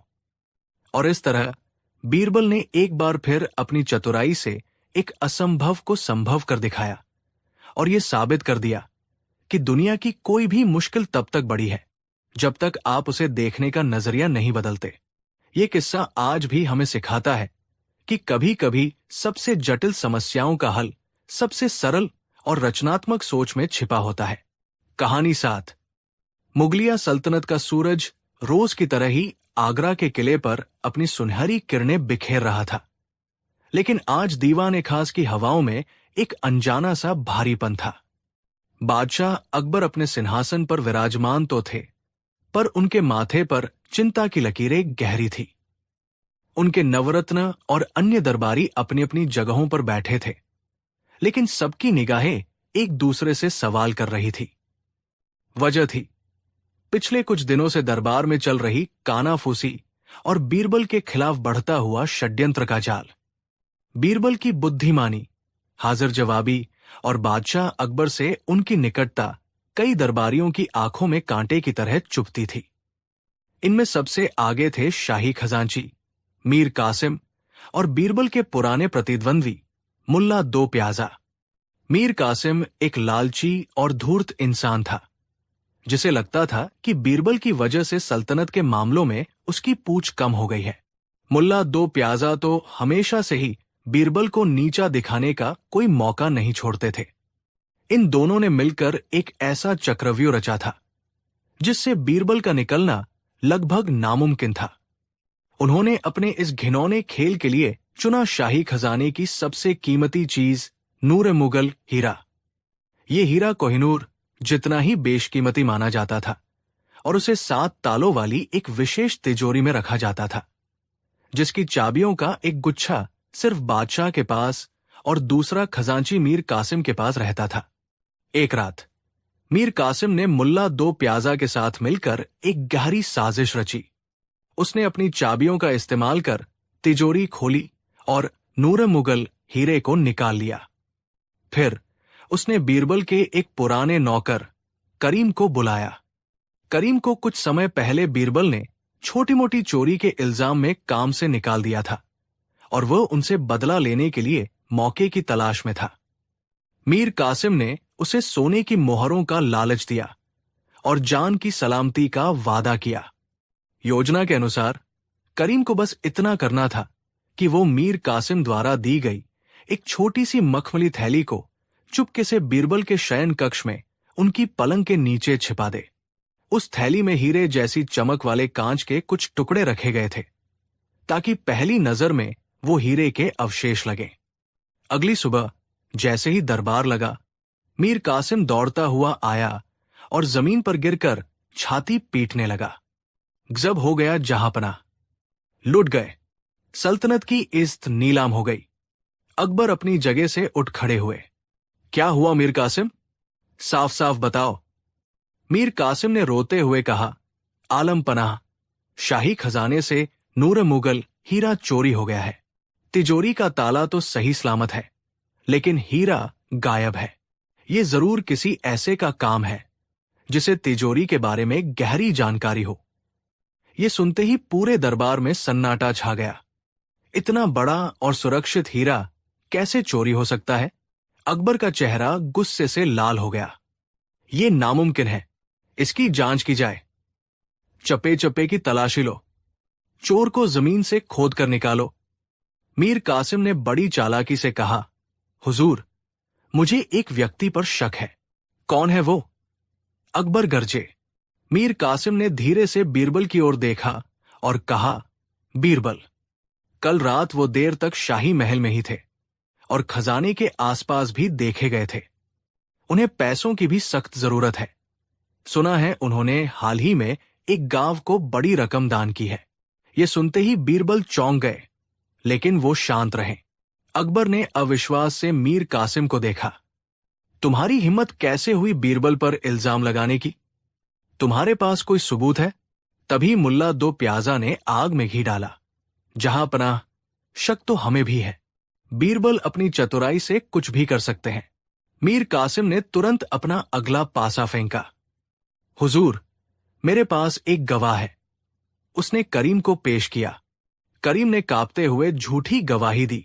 मैंने कल रात बीरबल साहब को खजाने से निकलकर अपने घर की ओर जाते देखा था।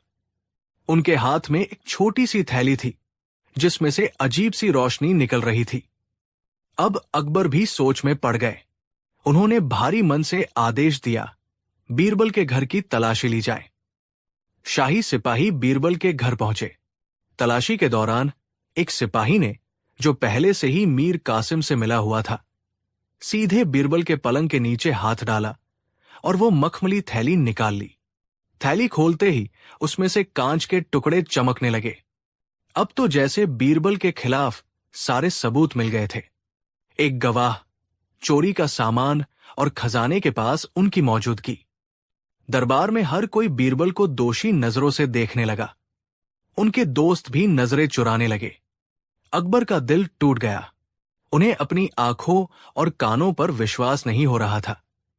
क्या उनका सबसे वफादार दोस्त, उनका सबसे बुद्धिमान सलाहकार एक चोर हो सकता है? लेकिन सबूत चीख चीख कर यही कह रहे थे। बीरबल, अकबर की आवाज में दर्द और गुस्सा मिला हुआ था, हमें तुमसे ये उम्मीद नहीं थी। इन सबूतों के खिलाफ तुम क्या कहना चाहोगे? बीरबल ने शांति से कहा, जहां पनाह, मैं सिर्फ इतना कहूंगा कि मैं निर्दोष हूं। यह मेरे खिलाफ एक गहरी साजिश है। साजिश? मीर कासिम चिल्लाया। सारे सबूत तुम्हारे खिलाफ है और तुम इसे साजिश कह रहे हो? चोर हमेशा खुद को बेगुनाही बताता है। अकबर ने भारी मन से फैसला सुनाया। सबूतों को मद्देनजर रखते हुए बीरबल को दोषी पाया जाता है। उन्हें कालकोरी में डाल दिया जाए। 3 दिन बाद उन्हें मौत की सजा दी जाएगी। यह फैसला सुनते ही दरबार में एक खौफनाक खामोशी छा गई। बीरबल के चेहरे पर कोई शिकन नहीं थी। उन्होंने बस एक बार बादशाह की आंखों में देखा और फिर चुपचाप सिपाहियों के साथ चल दिए। काल कोठरी की ठंडी, सीलन भरी दीवारों के बीच बीरबल बैठे थे। बाहर उनके परिवार में मातम पसरा था और शहर में लोग तरह तरह की बातें कर रहे थे। कुछ को अब भी यकीन था कि बीरबल निर्दोष है, लेकिन ज्यादातर लोग सबूतों पर विश्वास कर रहे थे। अकबर अपने कक्ष में बेचैन घूम रहे थे। उनका दिल मानने को तैयार नहीं था कि बीरबल चोर है, लेकिन उनका दिमाग कहता था कि सबूतों को झुठलाया नहीं जा सकता। 2 दिन बीत गए। बीरबल ने न कुछ खाया न पिया। वो बस गहरी सोच में डूबे थे। वो जानते थे कि असली चोर कौन है, लेकिन उनके पास कोई सबूत नहीं था। उन्हें अपनी बुद्धि के बल पर ही इस चक्रव्यूह को तोड़ना था। तीसरे दिन की सुबह, जब जल्लाद अपनी तलवार पर धार रख रहा था, बीरबल ने पहरेदार से बादशाह से मिलने की आखिरी इच्छा जताई। अकबर ने तुरंत उन्हें अपने सामने पेश करने का हुक्म दिया। जंजीरों में जकड़े बीरबल जब दरबार में पहुंचे तो उनकी आंखों में मौत का खौफ नहीं, बल्कि एक अजीब सी चमक थी। कहो बीरबल, तुम्हारी आखिरी इच्छा क्या है? अकबर ने उदासी से पूछा। बीरबल ने कहा, जहां पनाह, मैं मरने से पहले अपनी बेगुनाही साबित करना चाहता हूं। मुझे बस एक मौका चाहिए। मैं आपसे एक ऐसी चीज मांगूंगा जिसे सुनकर शायद आपको हंसी आए, लेकिन मेरी जान बचाने का यही एकमात्र तरीका है। मांगो, अकबर ने कहा। बीरबल ने कहा, मुझे शहर के चौराहे पर एक बड़ा सा बर्तन चाहिए। जिसमें पानी भरकर उसे काले कपड़े से ढक दिया जाए और उस बर्तन के पास मीर कासिम, मुल्ला दो प्याजा, गवाह करीम और मुझे खड़ा किया जाए। बस मेरी यही इच्छा है। ये एक बहुत ही अजीब मांग थी, लेकिन अकबर एक डूबते हुए इंसान की तरह थे जो तिनके का सहारा भी लेना चाहता था। उन्होंने बीरबल की ये इच्छा पूरी करने का आदेश दिया। शहर के मुख्य चौराहे पर हजारों लोगों की भीड़ जमा थी। बीच में एक विशालकाय पीतल का बर्तन रखा था जो पानी से लबालब भरा था और उसे एक मोटे काले कपड़े से ढका गया था। माहौल में एक रहस्यमयी तनाव था। अकबर अपने सिंहासन पर बैठे थे। बीरबल, मीर कासिम, मुल्ला दो प्याजा और करीम को उस बर्तन के पास खड़ा कर दिया गया। बीरबल ने भीड़ को संबोधित करते हुए ऊंची आवाज में कहा, आज दूध का दूध और पानी का पानी हो जाएगा। ये कोई मामूली बर्तन नहीं है, ये इंसाफ का कलश है। इसके अंदर दैवीय शक्ति है। जो भी चोर होगा, जैसे ही वो इस बर्तन के अंदर हाथ डालेगा, ये कलश उसका हाथ पकड़ लेगा और तब तक नहीं छोड़ेगा जब तक वो अपना गुनाह कबूल न कर ले। ये सुनकर मीर कासिम, मुल्ला और करीम के चेहरे पर हवाइयां उड़ने लगी। उन्हें दैवीय शक्तियों पर तो विश्वास नहीं था, लेकिन बीरबल की बातों ने उनके मन में एक अनजाना सा खौफ पैदा कर दिया था। बीरबल ने आगे कहा, हम चारों एक एक करके इस काले कपड़े के अंदर हाथ डालेंगे और बर्तन के पानी को छूकर बाहर निकालेंगे। चूंकि मैं निर्दोष हूं, इसलिए मैं शुरुआत करता हूं। बीरबल ने आगे बढ़कर कपड़े के अंदर अपना हाथ डाला, कुछ पल रखा और फिर बाहर निकाल लिया। बर्तन ने उनका हाथ नहीं पकड़ा। अब मुल्ला दो प्याजा की बारी थी। उनका दिल जोर जोर से धड़क रहा था, लेकिन अपनी इज्जत बचाने के लिए वो आगे बढ़े। उन्होंने डरते डरते अपना हाथ अंदर डाला और तुरंत बाहर खींच लिया। बर्तन ने उनका भी हाथ नहीं पकड़ा। उन्होंने राहत की सांस ली। इसके बाद गवाह करीम की बारी आई। वो पसीने से तरबतर था। कांपते हुए उसने अपना हाथ कपड़े के अंदर डाला और बिजली की तेजी से बाहर निकाल लिया। उसका हाथ भी आजाद था। अब आखिर में शाही खजांची मीर कासिम की बारी थी। वो मन ही मन हंस रहा था कि बीरबल का ये बचकाना जादू काम नहीं कर रहा। वो बड़े आत्मविश्वास के साथ आगे बढ़ा। उसने भी अपना हाथ अंदर डाला और बाहर निकाल लिया। कुछ नहीं हुआ। मीर कासिम जोर से हंसा। देखा जहांपना, ये सब बीरबल का ढोंग है। ये कोई जादुई बर्तन नहीं है। अब इसे इसकी सजा दी जाए। लेकिन बीरबल के चेहरे पर एक विजयी मुस्कान थी। उन्होंने बादशाह से कहा, आलम पनाह, अब आप हम चारों को अपने हाथ दिखाने का हुक्म दे। अकबर ने आदेश दिया। सबसे पहले बीरबल ने अपना हाथ आगे किया। उनका हाथ गीला था और उस पर कालिख लगी हुई थी। फिर मुल्ला दो प्याजा ने अपना हाथ दिखाया। उनका हाथ सूखा था, उस पर कोई कालिख नहीं थी। फिर करीम ने अपना हाथ दिखाया। उसका हाथ भी पूरी तरह सूखा और साफ था। और आखिर में मीर कासिम ने जब अपना हाथ दिखाया तो उसका हाथ भी बिल्कुल सूखा था। एक पल के लिए कोई कुछ समझ नहीं पाया। फिर बीरबल ने रहस्य से पर्दा उठाया। जहांपनाह, उन्होंने ऊंची आवाज में कहा, इस बर्तन में कोई जादू नहीं था। मैंने बस इसके अंदर पानी के ऊपर मोटी कालिख, सूट की एक परत बिछा दी थी। मुझे पता था कि जो निर्दोष है उसे किसी दैवीय शक्ति का डर नहीं होगा और वो बेझिझक अपना हाथ पानी में डालेगा, जिससे उसका हाथ गीला भी होगा और उस पर कालिख भी लग जाएगी। लेकिन चोर, जिसके मन में पाप था, वो इस डर से कि कहीं बर्तन सच में उसका हाथ न पकड़ ले, सिर्फ हाथ अंदर डालने का नाटक करेगा और पानी को छुएगा ही नहीं, इसलिए उसका हाथ सूखा और साफ रह जाएगा। बीरबल ने मीर कासिम, मुल्ला और करीम की ओर इशारा करते हुए कहा, इन तीनों के सूखे हाथ इस बात का सबूत है कि ये ही असली चोर है। इन्होंने डर के मारे पानी को छुआ तक नहीं। ये सुनते ही जैसे भीड़ पर बिजली गिर गई। मीर कासिम, मुल्ला और करीम के चेहरे सफेद पड़ गए। उनका झूठ पकड़ा जा चुका था। करीम तुरंत जमीन पर गिरकर रोने लगा और उसने सारी साजिश उगल दी। उसने बताया कि कैसे मीर कासिम और मुल्ला ने उसे लालच देकर ये काम करवाया और असली हीरा मीर कासिम के तहखाने में छिपा है। अकबर गुस्से से आगब बुला हो उठे। उन्होंने तुरंत सिपाहियों को मीर कासिम के घर भेजा, जहां तहखाने से नूर मुगल हीरा बरामद हो गया।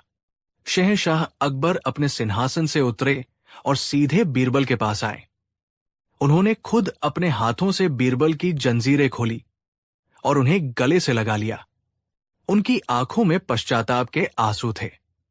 हमें माफ कर दो बीरबल, हम सबूतों के धोखे में आ गए और अपने सबसे अनमोल हीरे को ही पहचानने में गलती कर बैठे।